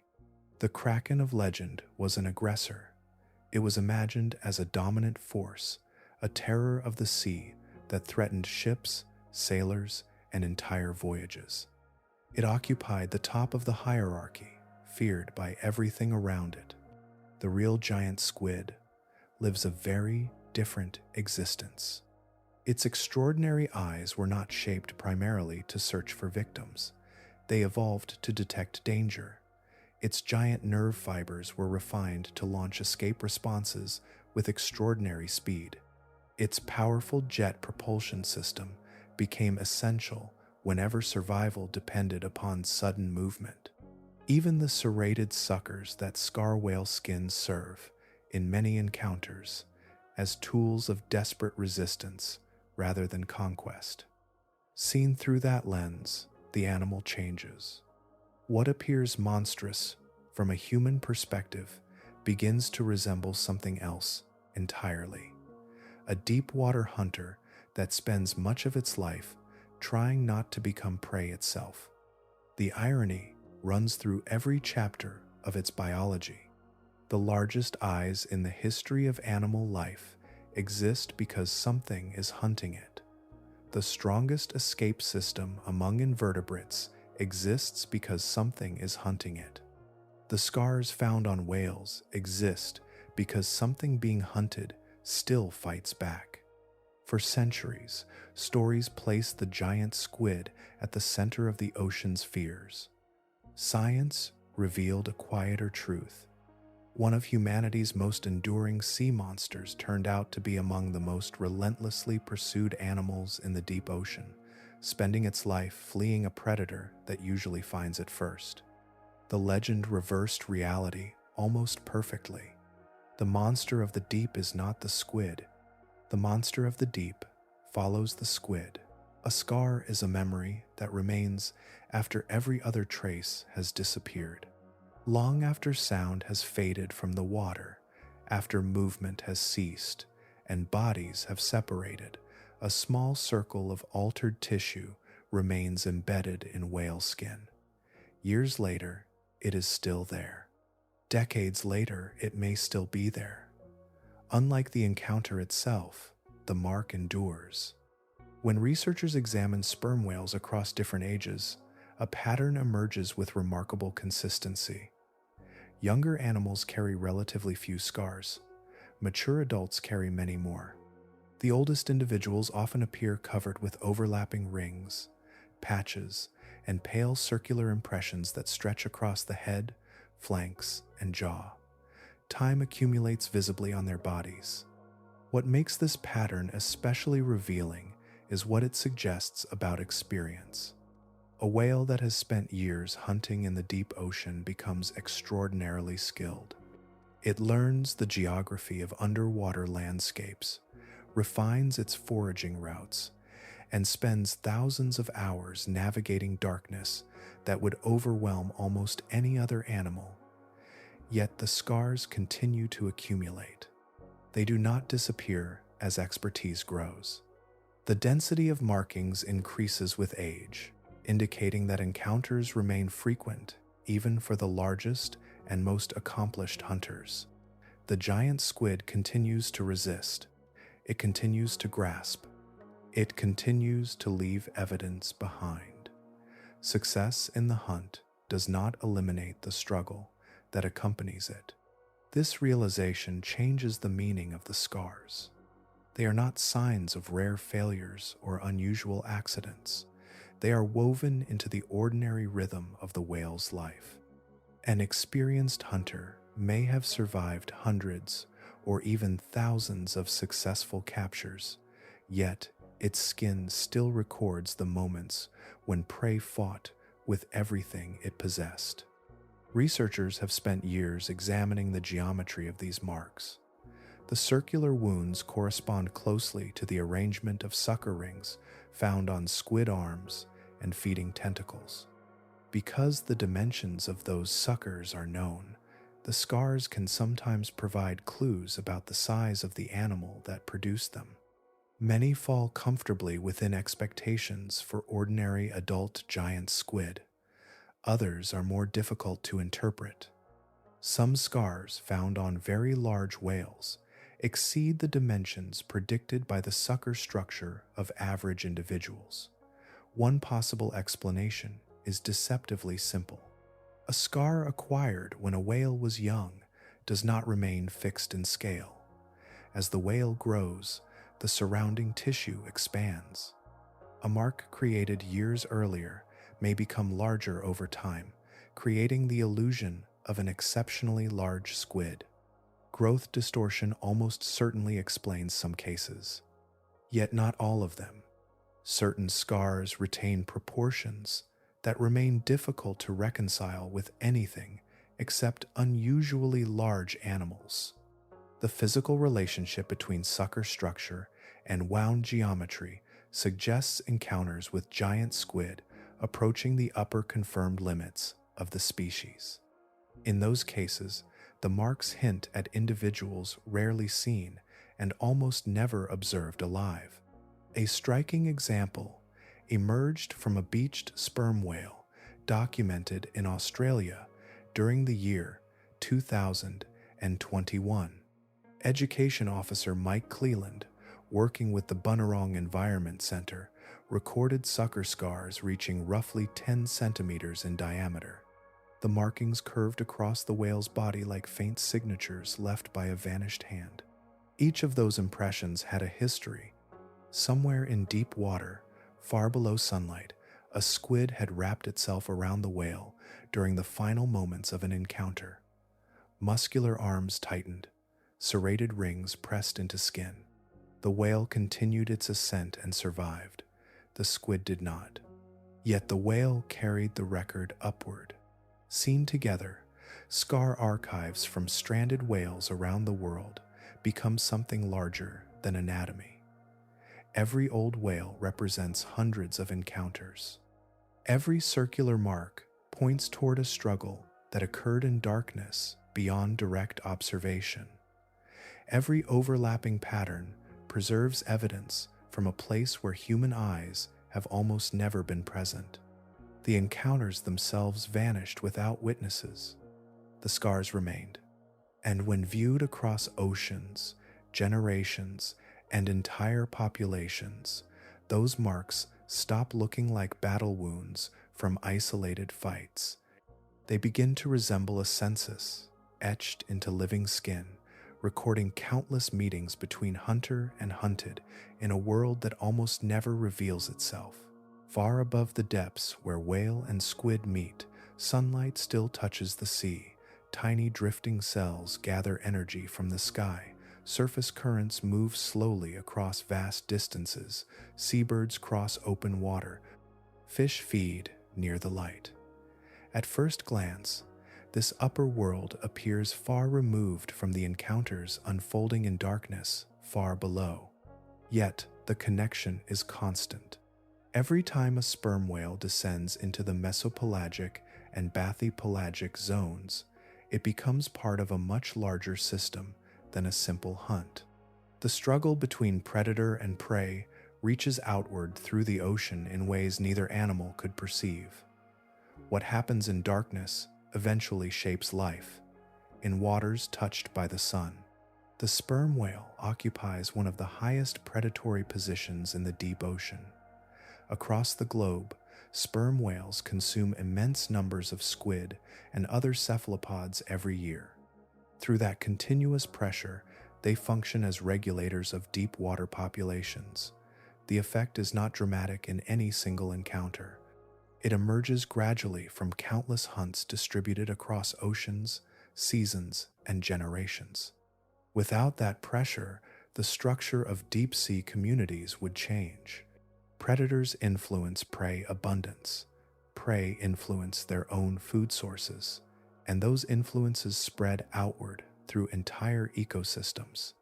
The relationship between whale and squid therefore extends beyond the animals themselves. It becomes part of the architecture of the food web.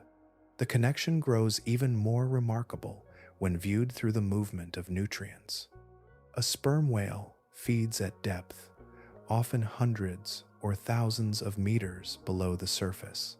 There it consumes animals rich in energy, carbon, and biologically valuable elements accumulated through deep ocean feeding.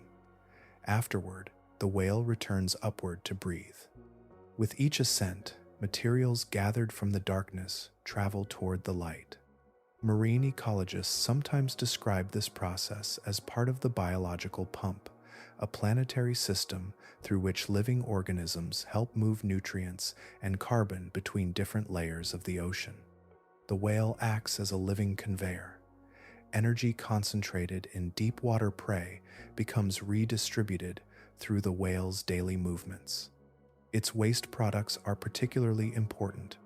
Whale feces contain nutrients, including iron and nitrogen, both of which are often scarce in surface waters.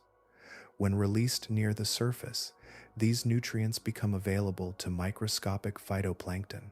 Though individually tiny, phytoplankton collectively form the foundation of marine food chains and contribute significantly to global photosynthesis. A whale feeding on squid in darkness can therefore help support life in sunlit waters far above. The path is indirect but continuous. Squid consume deep water prey.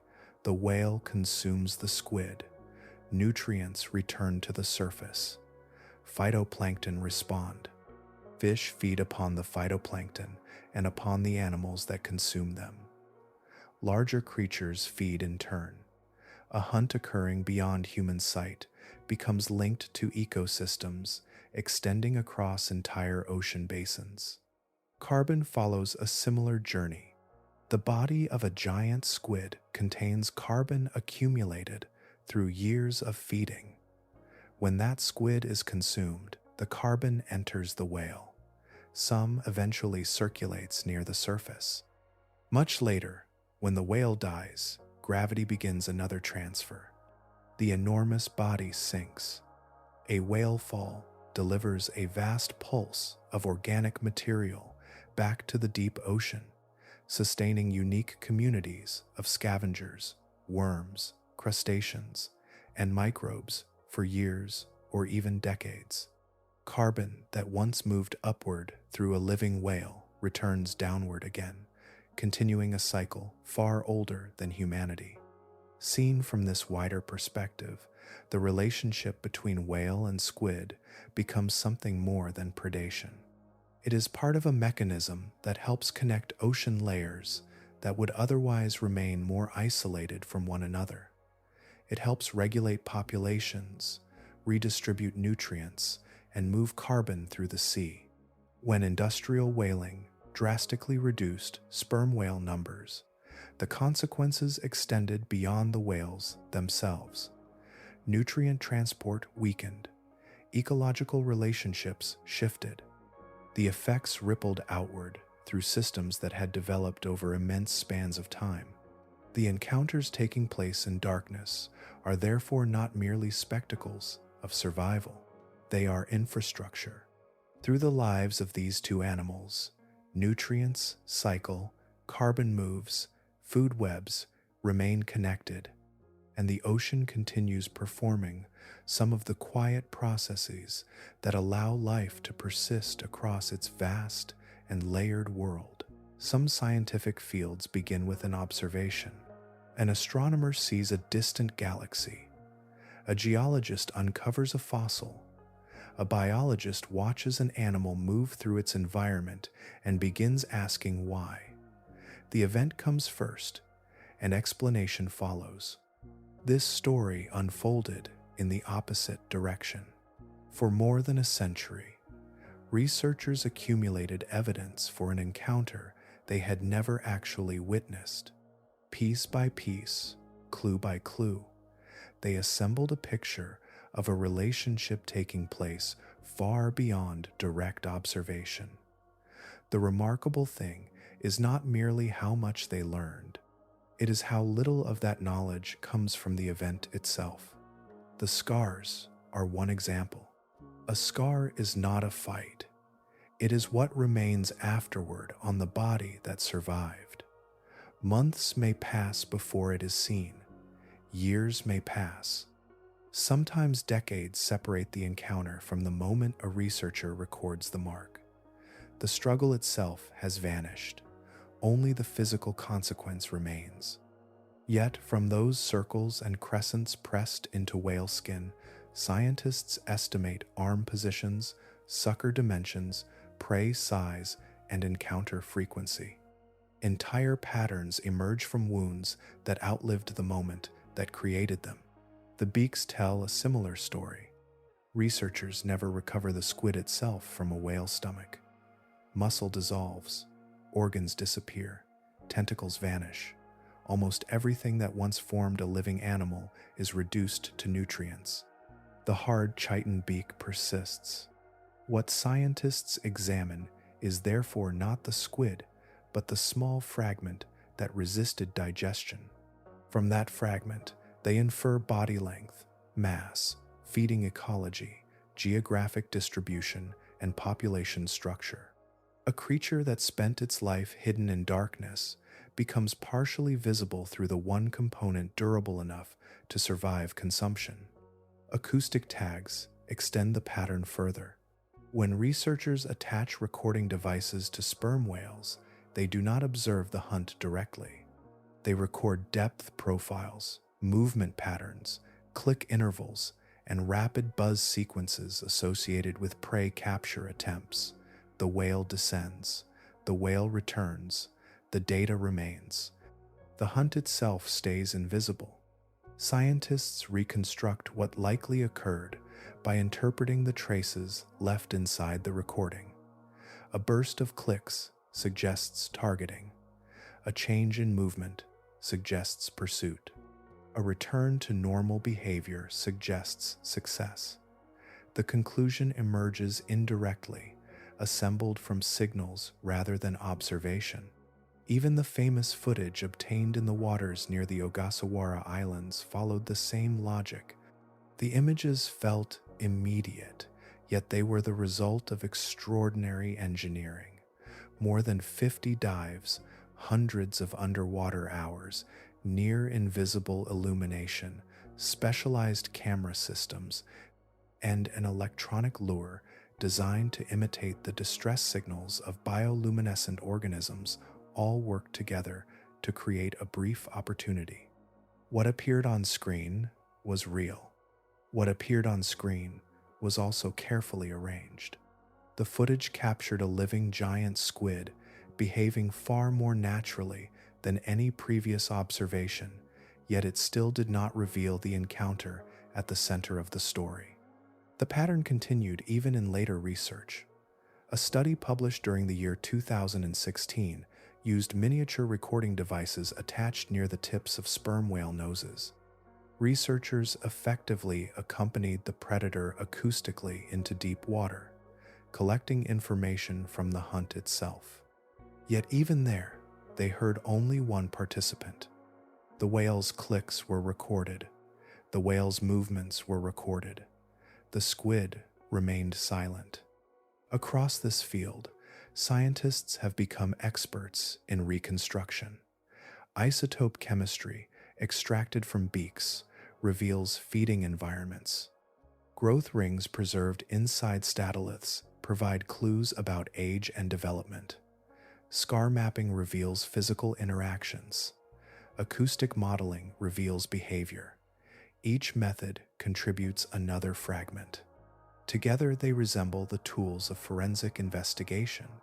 A forensic scientist reconstructs an event from traces left behind after it ends. Footprints, fibers, fragments, and marks become substitutes for direct witnesses. The original moment is gone, but evidence remains. The study of sperm whales and giant squid follows much the same path. An entire body of knowledge has been assembled from scars, beaks, click trains, tissue chemistry, and statistical inference.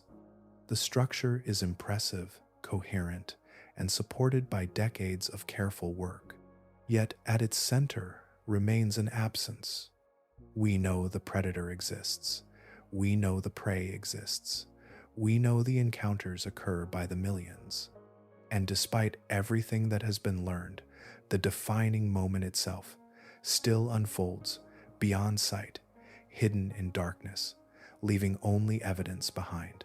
There is a peculiar moment that arrives in some areas of science when knowledge becomes extensive enough to seem complete, yet remains surrounded by unanswered questions. Facts accumulate, databases grow, papers fill shelves. Sophisticated instruments gather information from places previous generations could not reach. From a distance, the subject appears understood. Then the missing pieces come into focus. The giant squid occupies that space.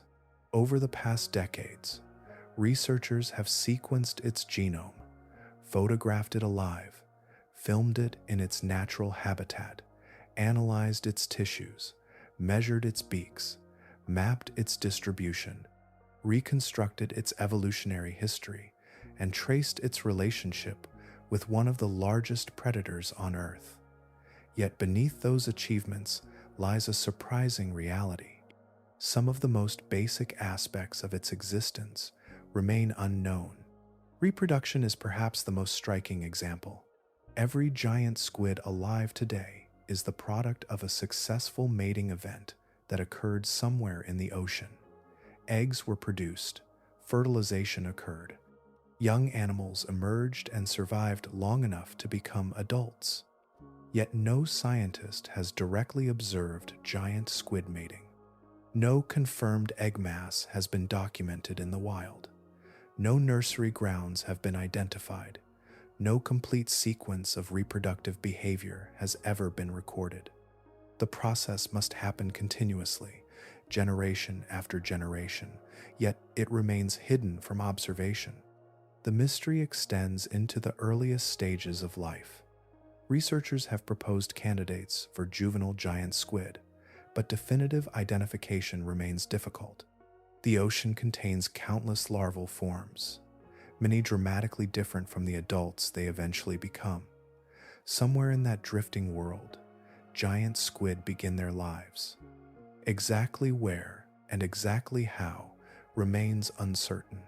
Even lifespan carries a degree of ambiguity. Current estimates often suggest a life of roughly 1 to 2 years. These figures come largely from studies of statoliths, small calcium carbonate structures located within the squid's head. Much like tree rings, statoliths accumulate growth layers that can potentially be counted to estimate age. The challenge is that the daily nature of those rings, while strongly supported in many squid species, has never been conclusively verified for giant squid themselves. The estimate may be correct. It may also be incomplete. Population size presents an even larger challenge. The species inhabits vast regions of the world's oceans, often hundreds of meters below the surface. Researchers cannot conduct a comprehensive census across such enormous volumes of water. Animals appear occasionally in fishing gear, strandings, predator remains, or rare observations, but these fragments do not easily translate into reliable global numbers. The result is unusual. One of the largest invertebrates on Earth exists without a trustworthy estimate of how many individuals are alive. Its social life remains equally obscure. The giant squid is often imagined as solitary because most observations involve single animals, yet absence of evidence is not evidence of absence. Some cephalopods display surprisingly complex social behaviors. Others gather seasonally. Some communicate through posture, movement, or visual signaling. Whether giant squid interact regularly with one another remains unknown. Whether they aggregate during reproduction remains unknown. Whether they spend most of their lives alone remains unknown. Even ordinary daily behavior escapes us. Researchers possess footage of a living giant squid investigating bait. They have seen an active predator moving with speed and purpose through deep water. What they have not seen is how that animal spends the overwhelming majority of its life. Does it rest for extended periods? Does it patrol specific routes? Does it alter its behavior according to season, prey, availability, or depth? The hours between encounters remain largely invisible. This creates a remarkable contrast between what science knows and what science does not know. The genome revealed what the animal is built from. The footage demonstrated that it exists as a living hunter rather than a drifting curiosity. The beaks recovered from whale stomachs revealed its place within a vast ecological relationship. Yet those discoveries leave fundamental questions untouched. The animal's body is increasingly visible. Its life remains elusive. There is a certain weight in that realization. For generations, researchers have reconstructed the giant squid from fragments, traces, and consequences. They have measured the marks it leaves on predators and examined the parts of it that survive digestion. They have inferred habits from evidence gathered indirectly across immense distances. In many ways, we have been describing one of the ocean's most consequential animals from the perspective of the creature that eats it, learning about a life largely through the remains it leaves behind. Far from any coastline, beyond shipping lanes, beyond the reach of storms, beyond the familiar geography of mountains and forests and deserts, there exists a volume of living space so vast that the human mind struggles to hold it all at once. The world ocean covers roughly 361 million square kilometers of the planet's surface. Beneath that surface lies an average depth of about 3,688 meters. Most of that volume exists below the bright layer where sunlight can sustain photosynthesis.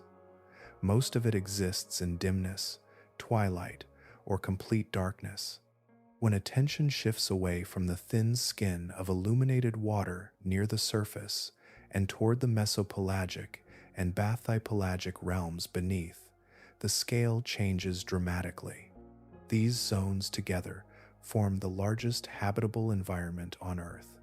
Every forest, grassland, river, tundra, jungle, wetland, and mountain ecosystem on land occupies only a fraction of the living volume available beneath the sea. The world most animals inhabit is not the terrestrial world visible from a satellite photograph.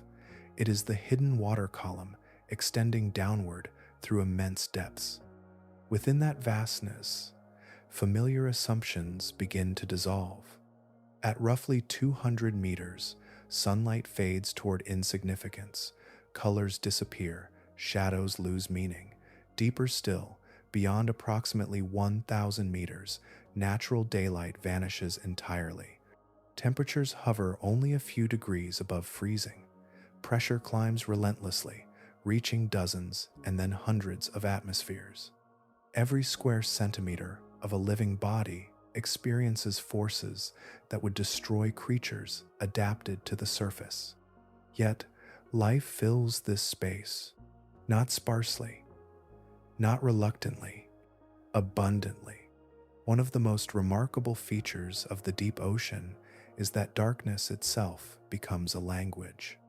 An estimated 90% of deep-sea animals produce some form of bioluminescence, generating cold biological light through chemical reactions occurring inside specialized tissues.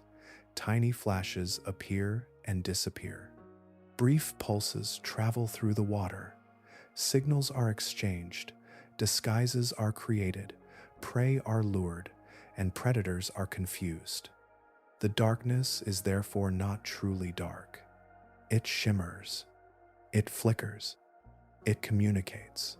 To a visitor from the surface, the deep ocean might appear empty. To the animals that live there, it is threaded with information. Among the countless organisms contributing to this luminous tapestry are the microscopic plankton whose responses help shape the story of the giant squid and the sperm whale. Each individual organism is almost unimaginably small, yet they exist in such numbers that the movement of a large body through the water can disturb billions of them. As a sperm whale travels through the depths, these tiny creatures react to the turbulence around them. Brief flashes ripple through the water. The plankton are not attempting to warn a squid. They possess no awareness of the larger drama unfolding around them. They simply respond according to their biology.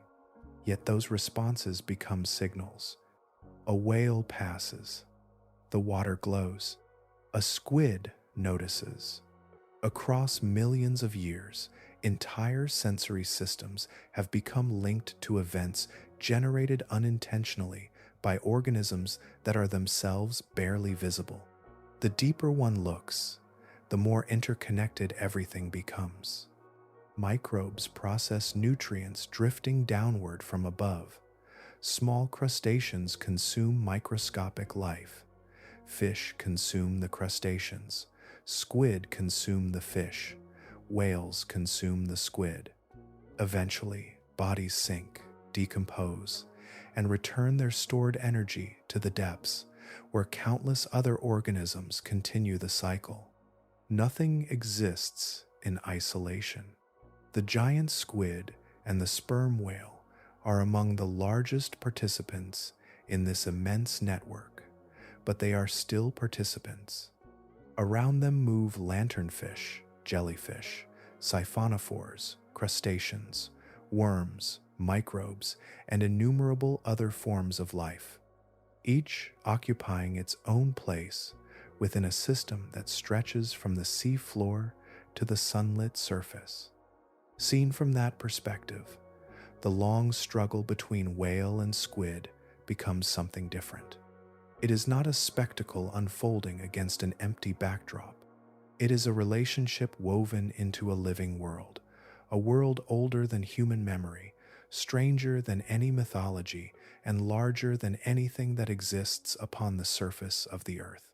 Imagine, for a moment, not the animals themselves, but the sheer persistence of the event. Not a single encounter, not a famous struggle, not an isolated drama hidden somewhere beneath a distant horizon. A process, a continuous process unfolding through every ocean basin on Earth, hour after hour, day after day, generation after generation. By the estimates available to modern science, somewhere between 4.3 million and 131 million giant squid may be consumed by sperm whales in a single year. The range remains broad because the deep ocean resists precise accounting. But even the lowest estimate carries extraordinary weight. Spread across 365 days, then across 24 hours, and the scale becomes difficult to hold in the mind. Hundreds of thousands of hunts may be occurring during this very hour. Thousands may begin and end within the span of a few passing moments. The numbers move beyond intuition. They stop feeling like statistics and begin to resemble weather, or tides, or planetary cycles. Yet, despite that scale, despite those immense totals accumulating year after year, not one complete encounter between a wild sperm whale and a giant squid has ever been observed from beginning to end by human eyes. That absence is remarkable. Human beings have crossed the Atlantic for centuries. Merchant vessels, naval fleets, fishing boats, exploration ships, research expeditions, submarines, and satellites have transformed the surface of the ocean into something increasingly familiar. Trade routes connect continents. Weather systems are tracked from orbit. Entire coastlines are mapped in extraordinary detail. And all the while, beneath those journeys, far below the wakes of passing vessels, this ancient relationship has continued uninterrupted. Every ship sailed above it. Every voyage passed over it. Almost none of them knew.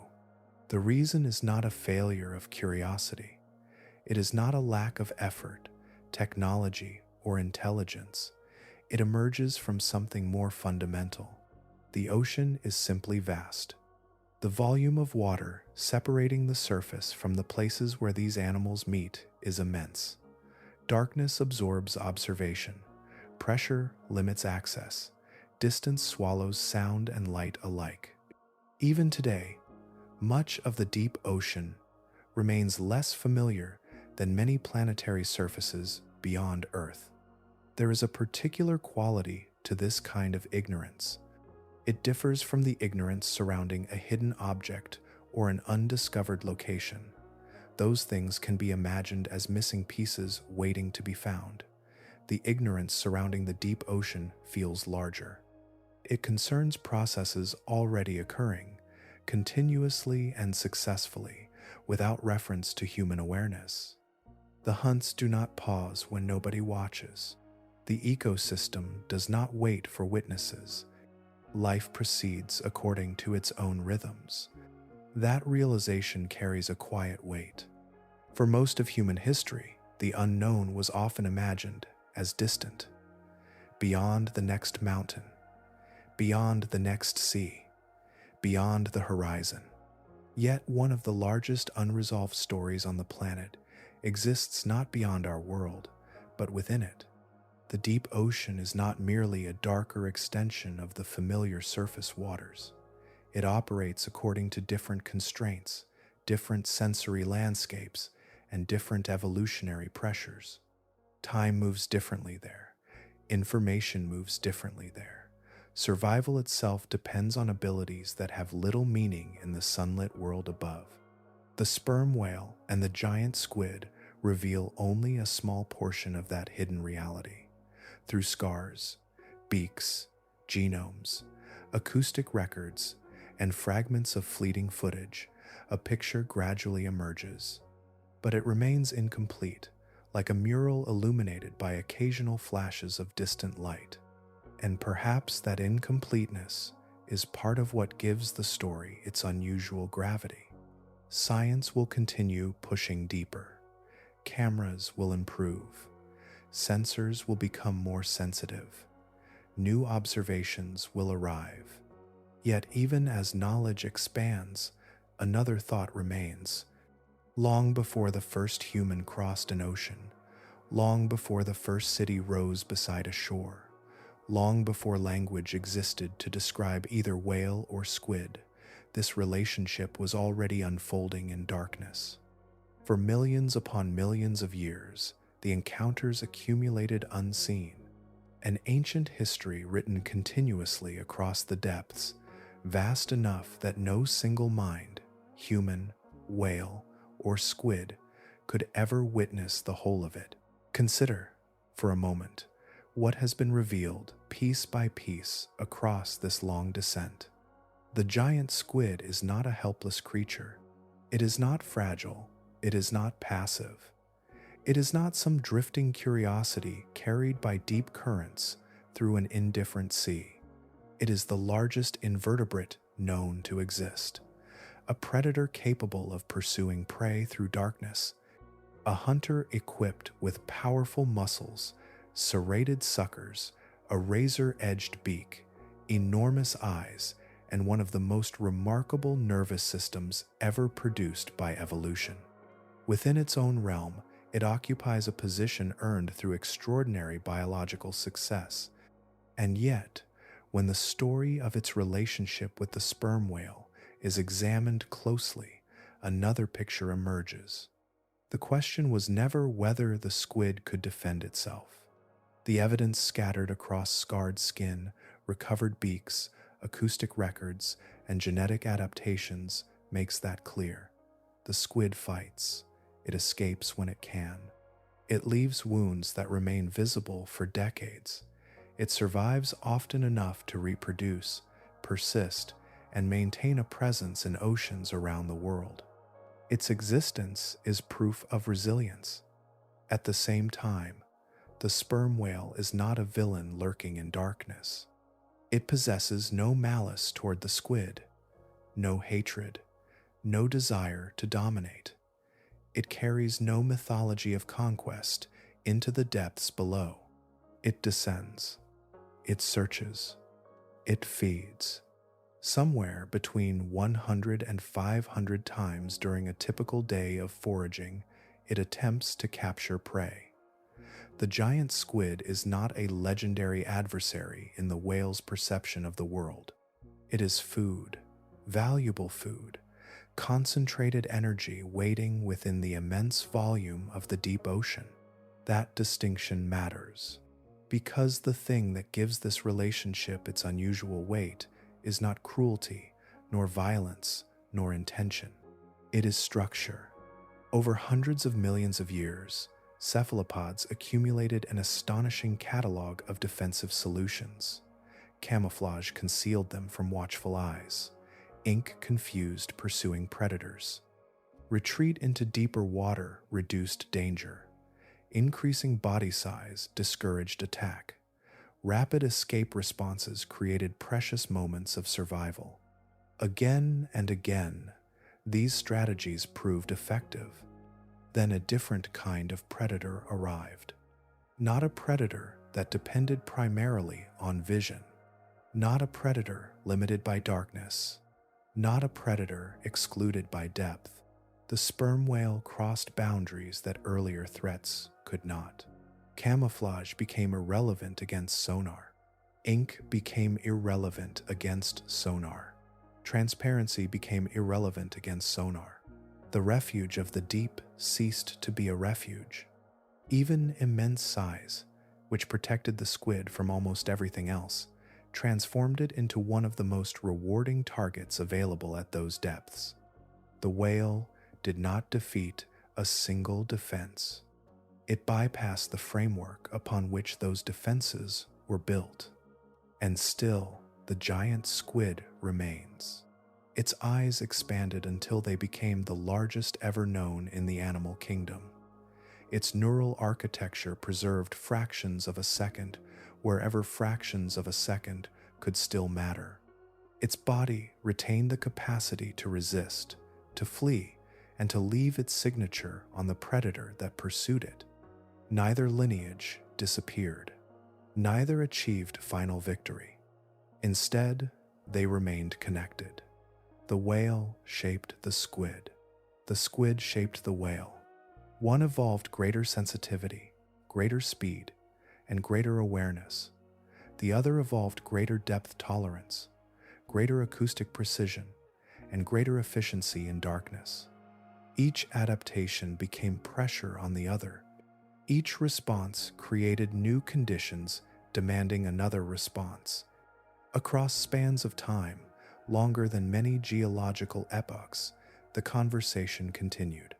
Perhaps that is what this relationship ultimately represents. Not predator and prey in the simplest sense, not winner and loser, not monster and victim. Two ancient lineages, meeting again and again in a world without sunlight, each altering the course of the other. The giant squid did not escape the sperm whale. The sperm whale did not erase the giant squid. Instead, they remain locked together beneath the oceans of Earth, still shaping one another, still carrying forward a dialogue written in flesh, nerves, scars, and evolution, a dialogue that continues in darkness even now. Long before whales entered the story, before mammals returned to the sea, before the continents assumed their modern shapes, the ancestors of the giant squid's lineage were already moving through ancient oceans.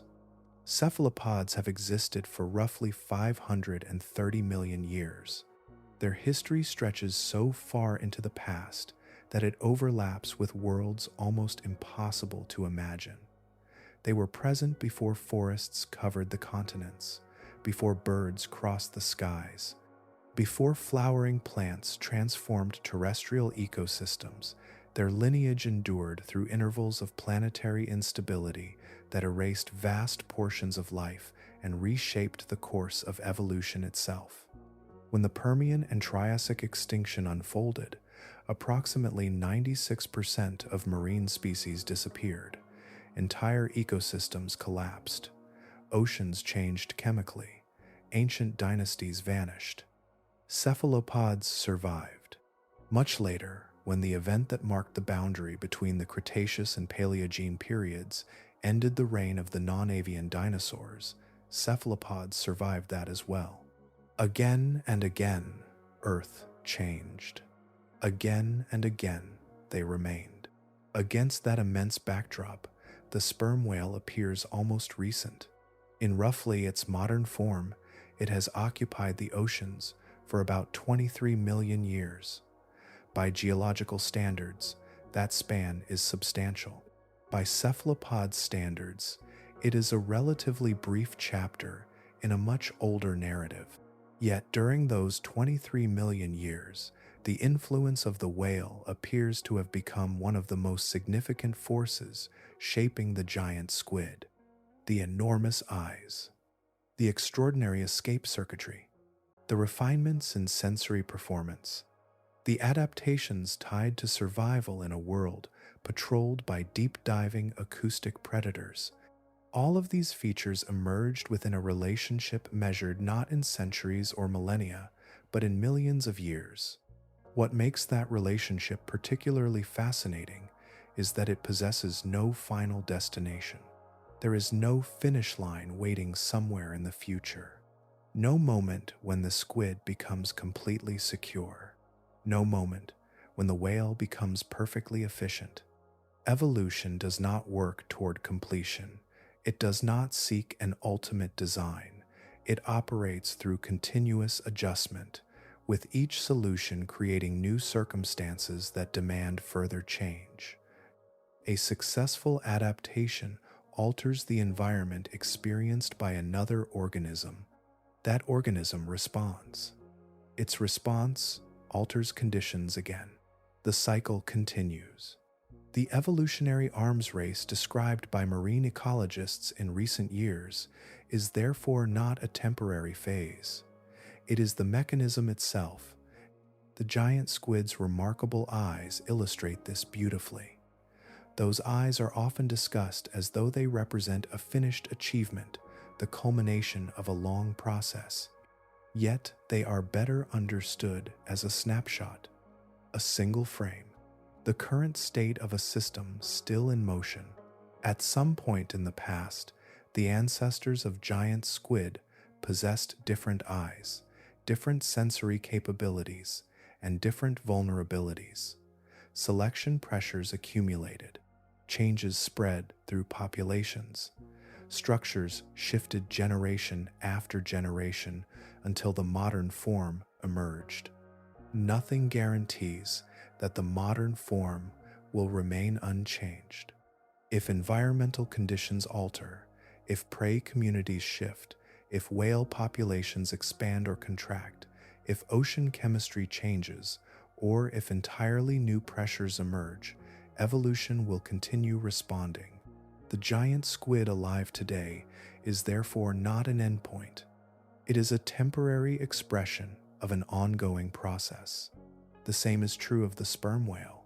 Its deep diving physiology, acoustic precision, oxygen storage systems, and extraordinary hunting capabilities are not monuments frozen in time. They are the present configuration of a lineage still subject to the same forces that shaped it in the first place. The deep ocean remains dynamic. Selection remains active. Life remains unfinished. Seen across geological time, the relationship between whale and squid becomes less like a conflict and more like a manuscript that is still being written. Each generation adds new sentences. Each adaptation becomes part of a longer narrative, extending backward through millions of years and forward into a future no organism will ever see in full. The giant squid with its immense eyes is not the conclusion of that story. It is simply the latest chapter. And somewhere in the darkness below, as whales continue descending and squid continue escaping, resisting, surviving, and reproducing, the next chapter is already beginning to take shape. For most of this story, humanity has existed at the edges. The whale descends. The squid flees. The deep ocean continues its ancient rhythms. Generation follows generation. Adaptations accumulate. Scars appear and fade. Entire evolutionary chapters are written beyond the reach of sunlight, and almost none of it involves us. That distance can create the illusion that we are merely observers, standing outside the relationship, studying it from afar. Yet the deeper one looks, the harder that interpretation becomes to maintain. There was one moment when humanity entered the story directly. For roughly 2 centuries, industrial whaling spread across the world's oceans. Ships pursued sperm whales at a scale unprecedented in their evolutionary history. Populations that had once numbered in the millions were reduced dramatically. By some estimates, only about a third of their original abundance remained. The hunters who launched those expeditions did not know they were influencing the lives of giant squid. They did not know that deep beneath the surface, a predator and prey relationship millions of years old might be altered by their actions. They did not know that changing the abundance of one participant in an evolutionary arms race could reshape pressures acting upon the other. The intervention occurred regardless. For a brief interval in geological terms, human industry became a force acting upon a relationship it could not see and did not understand. Then the pattern changed again. Commercial whaling declined. Protection measures spread. Sperm whale populations began a slow recovery. The old pressures, diminished but persistent, started returning to parts of the ocean from which they had partially receded. Yet while that recovery unfolds, the deep sea is encountering new influences. Not harpoons this time. Chemistry, temperature, sound. The surface ocean is warming. Carbon dioxide absorbed from the atmosphere is altering seawater chemistry, gradually increasing acidity. Oxygen concentrations are declining in some regions. These changes do not stop at the surface. They propagate downward through interconnected systems linking shallow and deep environments. The consequences remain difficult to predict. The microscopic organisms whose brief flashes may help warn giant squid of approaching whales inhabit waters experiencing some of the fastest environmental change. Food webs shift, species distributions move, seasonal patterns adjust. Far below, animals adapted to remarkably stable conditions encounter a world becoming subtly different from the one that shaped them. Another transformation arrives through sound. For most of evolutionary history, the ocean's acoustic environment was dominated by waves, storms, earthquakes, rainfall, and biological signals. Against that backdrop, the sperm whale developed one of the most sophisticated sensory systems ever known. Its powerful echolocation clicks evolved in an environment where information carried immense value and unnecessary noise was comparatively limited.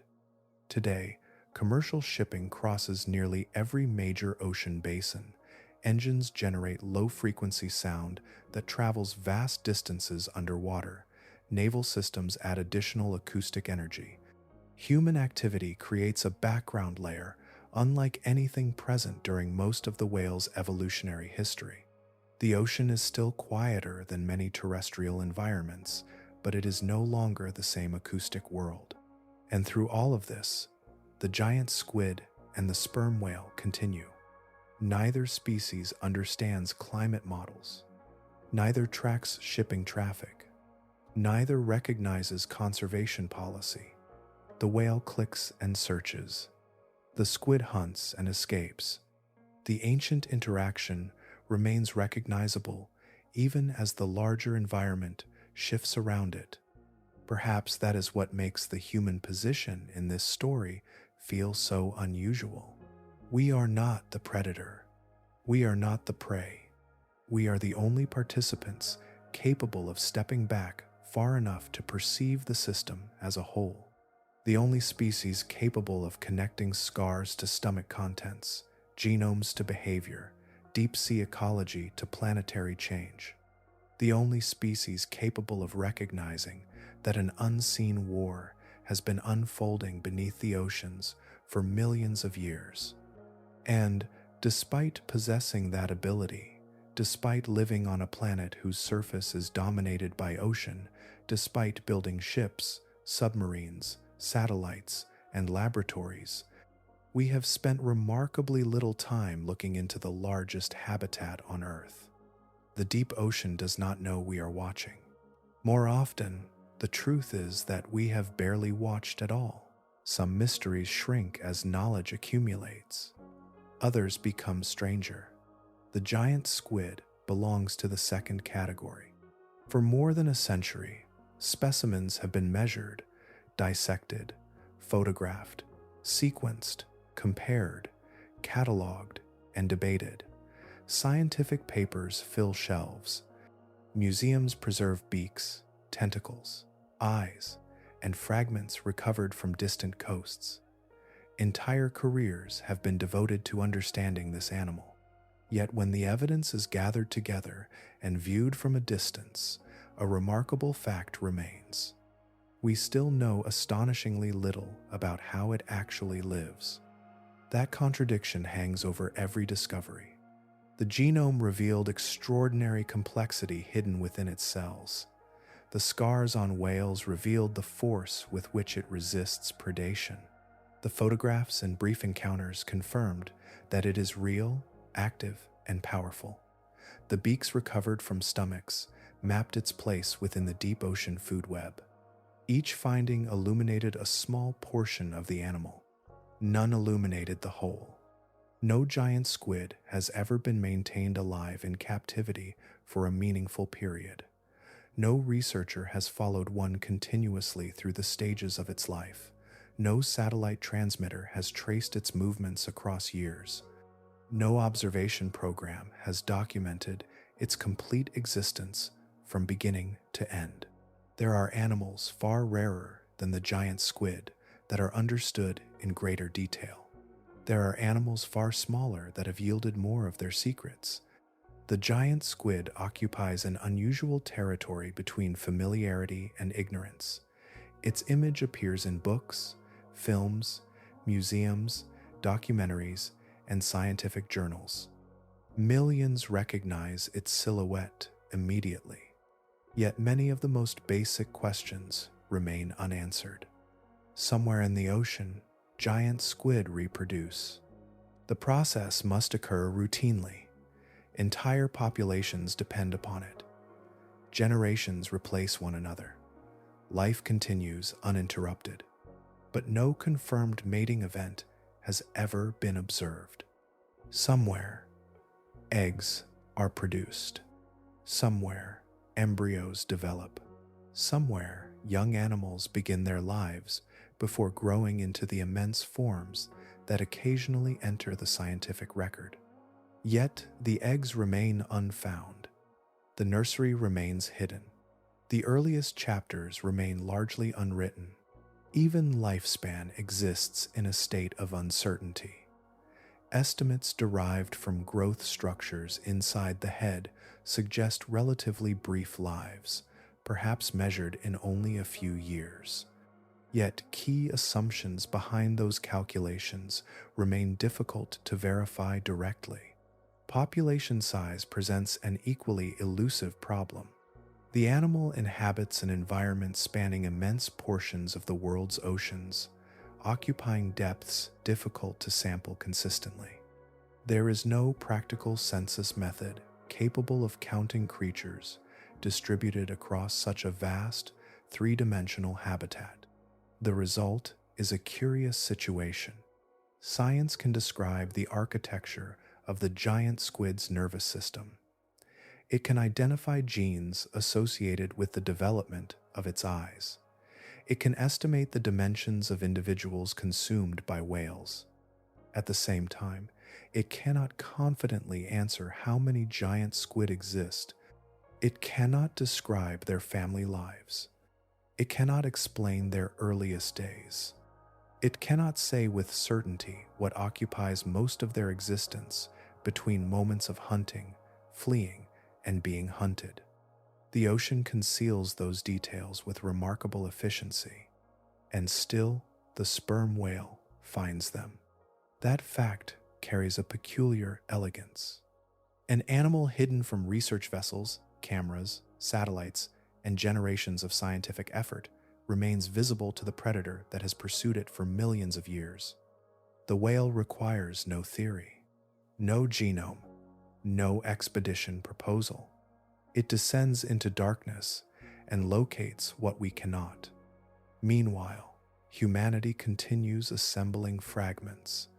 A photograph here, a beak there, a scar on a whale's skin, a sequence of DNA, another brief glimpse into a world that reveals itself reluctantly.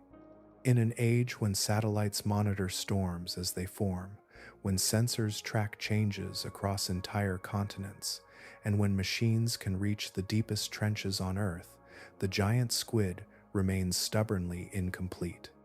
Not because it is small, not because it is rare, but because the ocean still possesses the power to hide something enormous. And somewhere beneath the surface tonight, beyond the reach of ordinary light, beyond easy observation, beyond the boundaries of maps and schedules and certainty, that hidden animal continues its life. Alive, unseen, watching for faint blue flashes in the darkness, the ancient signal that the whale is near. A scar is a kind of memory, not a conscious memory, not a story preserved inside a mind, but a physical record of pressure applied and survived. Bone remembers impacts, trees remember droughts, landscapes remember glaciers. Bodies remember encounters. Across the deep ocean, the relationship between the sperm whale and the giant squid can be understood in much the same way. as a record written slowly into flesh, nerves, muscles, eyes, lungs, and instincts over spans of time so long they become difficult to imagine. Neither animal planned what it would become. The giant squid did not choose enormous eyes capable of gathering the faintest traces of light. The sperm whale did not decide to carry an acoustic system powerful enough to search darkness hundreds of meters ahead. Each feature emerged gradually, generation after generation, shaped by outcomes repeated countless times. Individuals that detected danger slightly earlier survived more often. Individuals that located prey slightly more efficiently reproduced more successfully. Tiny advantages accumulated. The survivors became ancestors. The ancestors became lineages. Over millions of years, those accumulated changes transformed ordinary biological traits into extraordinary ones. Seen from that perspective, the giant squid's eye is more than an organ. It is the visible consequence of millions of encounters. The same is true of the whale's diving physiology.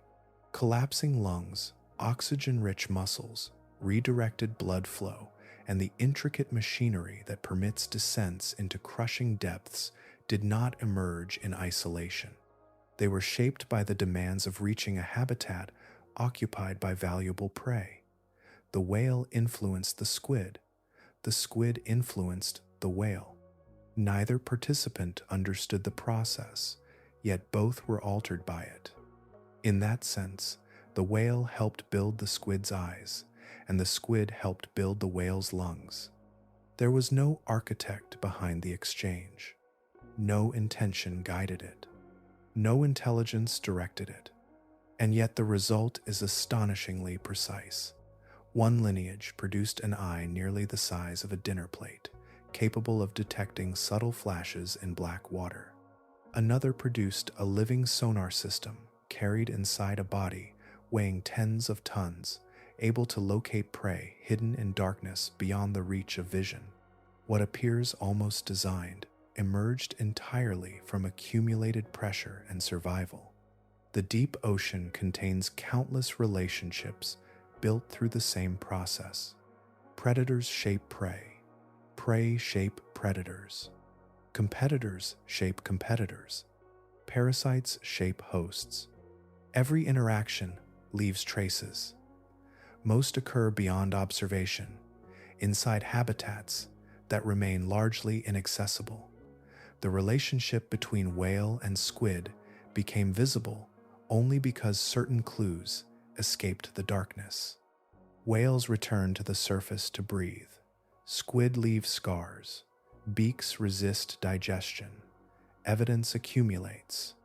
Without those fragments, this story might have remained unknown. That realization widens the frame considerably.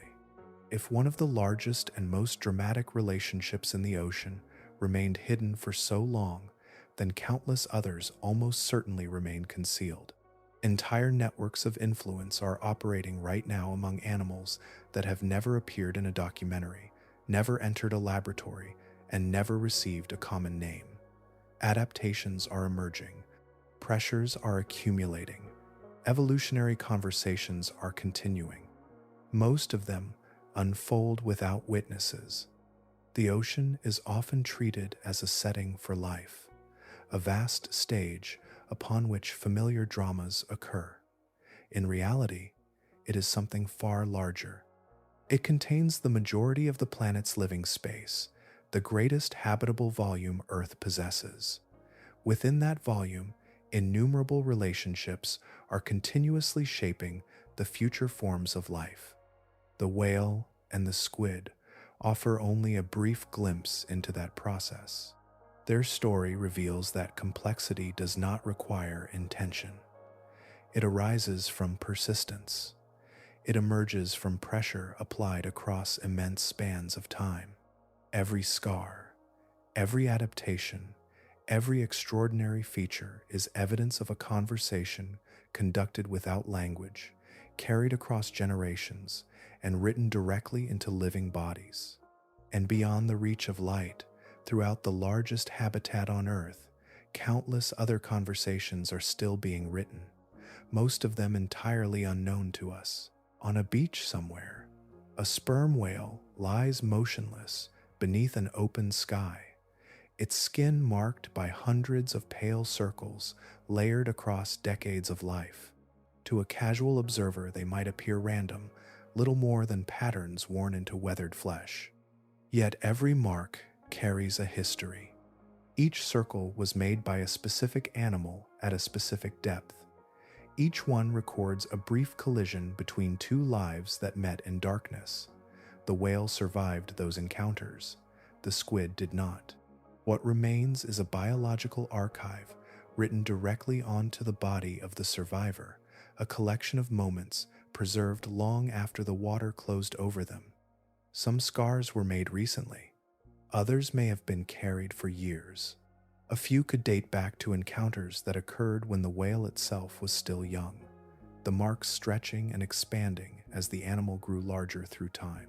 Together, they form a layered record extending across an entire lifetime, a map of journeys through regions of the ocean that human beings rarely visit and almost never witness directly.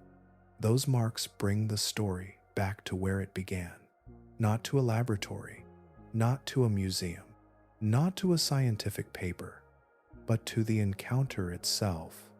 At this moment, somewhere beneath the surface of the Pacific, the Atlantic, or the Indian Ocean, another whale is descending. The surface disappeared above it minutes ago. Light is fading. Colors are vanishing. The familiar world of waves and wind and sky is retreating upward, while the animal slips deeper into water that grows colder and darker with every passing second. Inside its head, powerful clicks are being produced and projected ahead into the darkness. Each pulse spreads through the water, searching, measuring, mapping, echoes return. The invisible landscape acquires shape. Far below, another animal moves through that same volume of ocean. Its body drifts between layers of water untouched by sunlight. Its enormous eyes remain open, gathering every fragment of information available in a world where vision has almost ceased to function. Around it, countless tiny organisms drift through the water column, each following its own ancient patterns of life. None of those microscopic creatures understand the role they play. When disturbed, they produce faint flashes. When enough of them flash together, they create a signal. And somewhere within the darkness, an eye evolved to recognize it. The whale does not know that millions of years of evolutionary pressure helped shape the eye watching for its arrival. The squid does not know that the same history helped shape the body pursuing it. Neither understands the immense span of time behind the encounter. Neither needs to. What remains is the present moment. The cold water, the surrounding darkness, the transmission of sound through the deep, the instinct to continue living. Soon the distance between them will narrow. Perhaps the squid will detect the disturbance and flee. Perhaps the whale will close the gap. Perhaps new scars will be added to gray skin. Perhaps no visible evidence will remain at all. The encounter itself may last only minutes. The consequences may endure for years. Then the ocean will absorb the event once more. No witness will record it. No camera will observe it.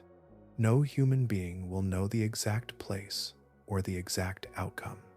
The deep has always been generous with silence. Night will pass. Another night will follow. The same relationship will continue, repeated across oceans, across generations, across spans of time, so long that human history occupies only a tiny fraction of them. There is no final victory waiting beneath the waves, no conclusion approaching, no resolution hidden in the darkness. Only continuation. The whale descends. The squid watches. The plankton flash. The sound travels. And in the cold depths of the ocean, far beyond the reach of ordinary sight, the ancient conversation between predator and prey continues exactly as it has for longer than our species has existed to imagine it.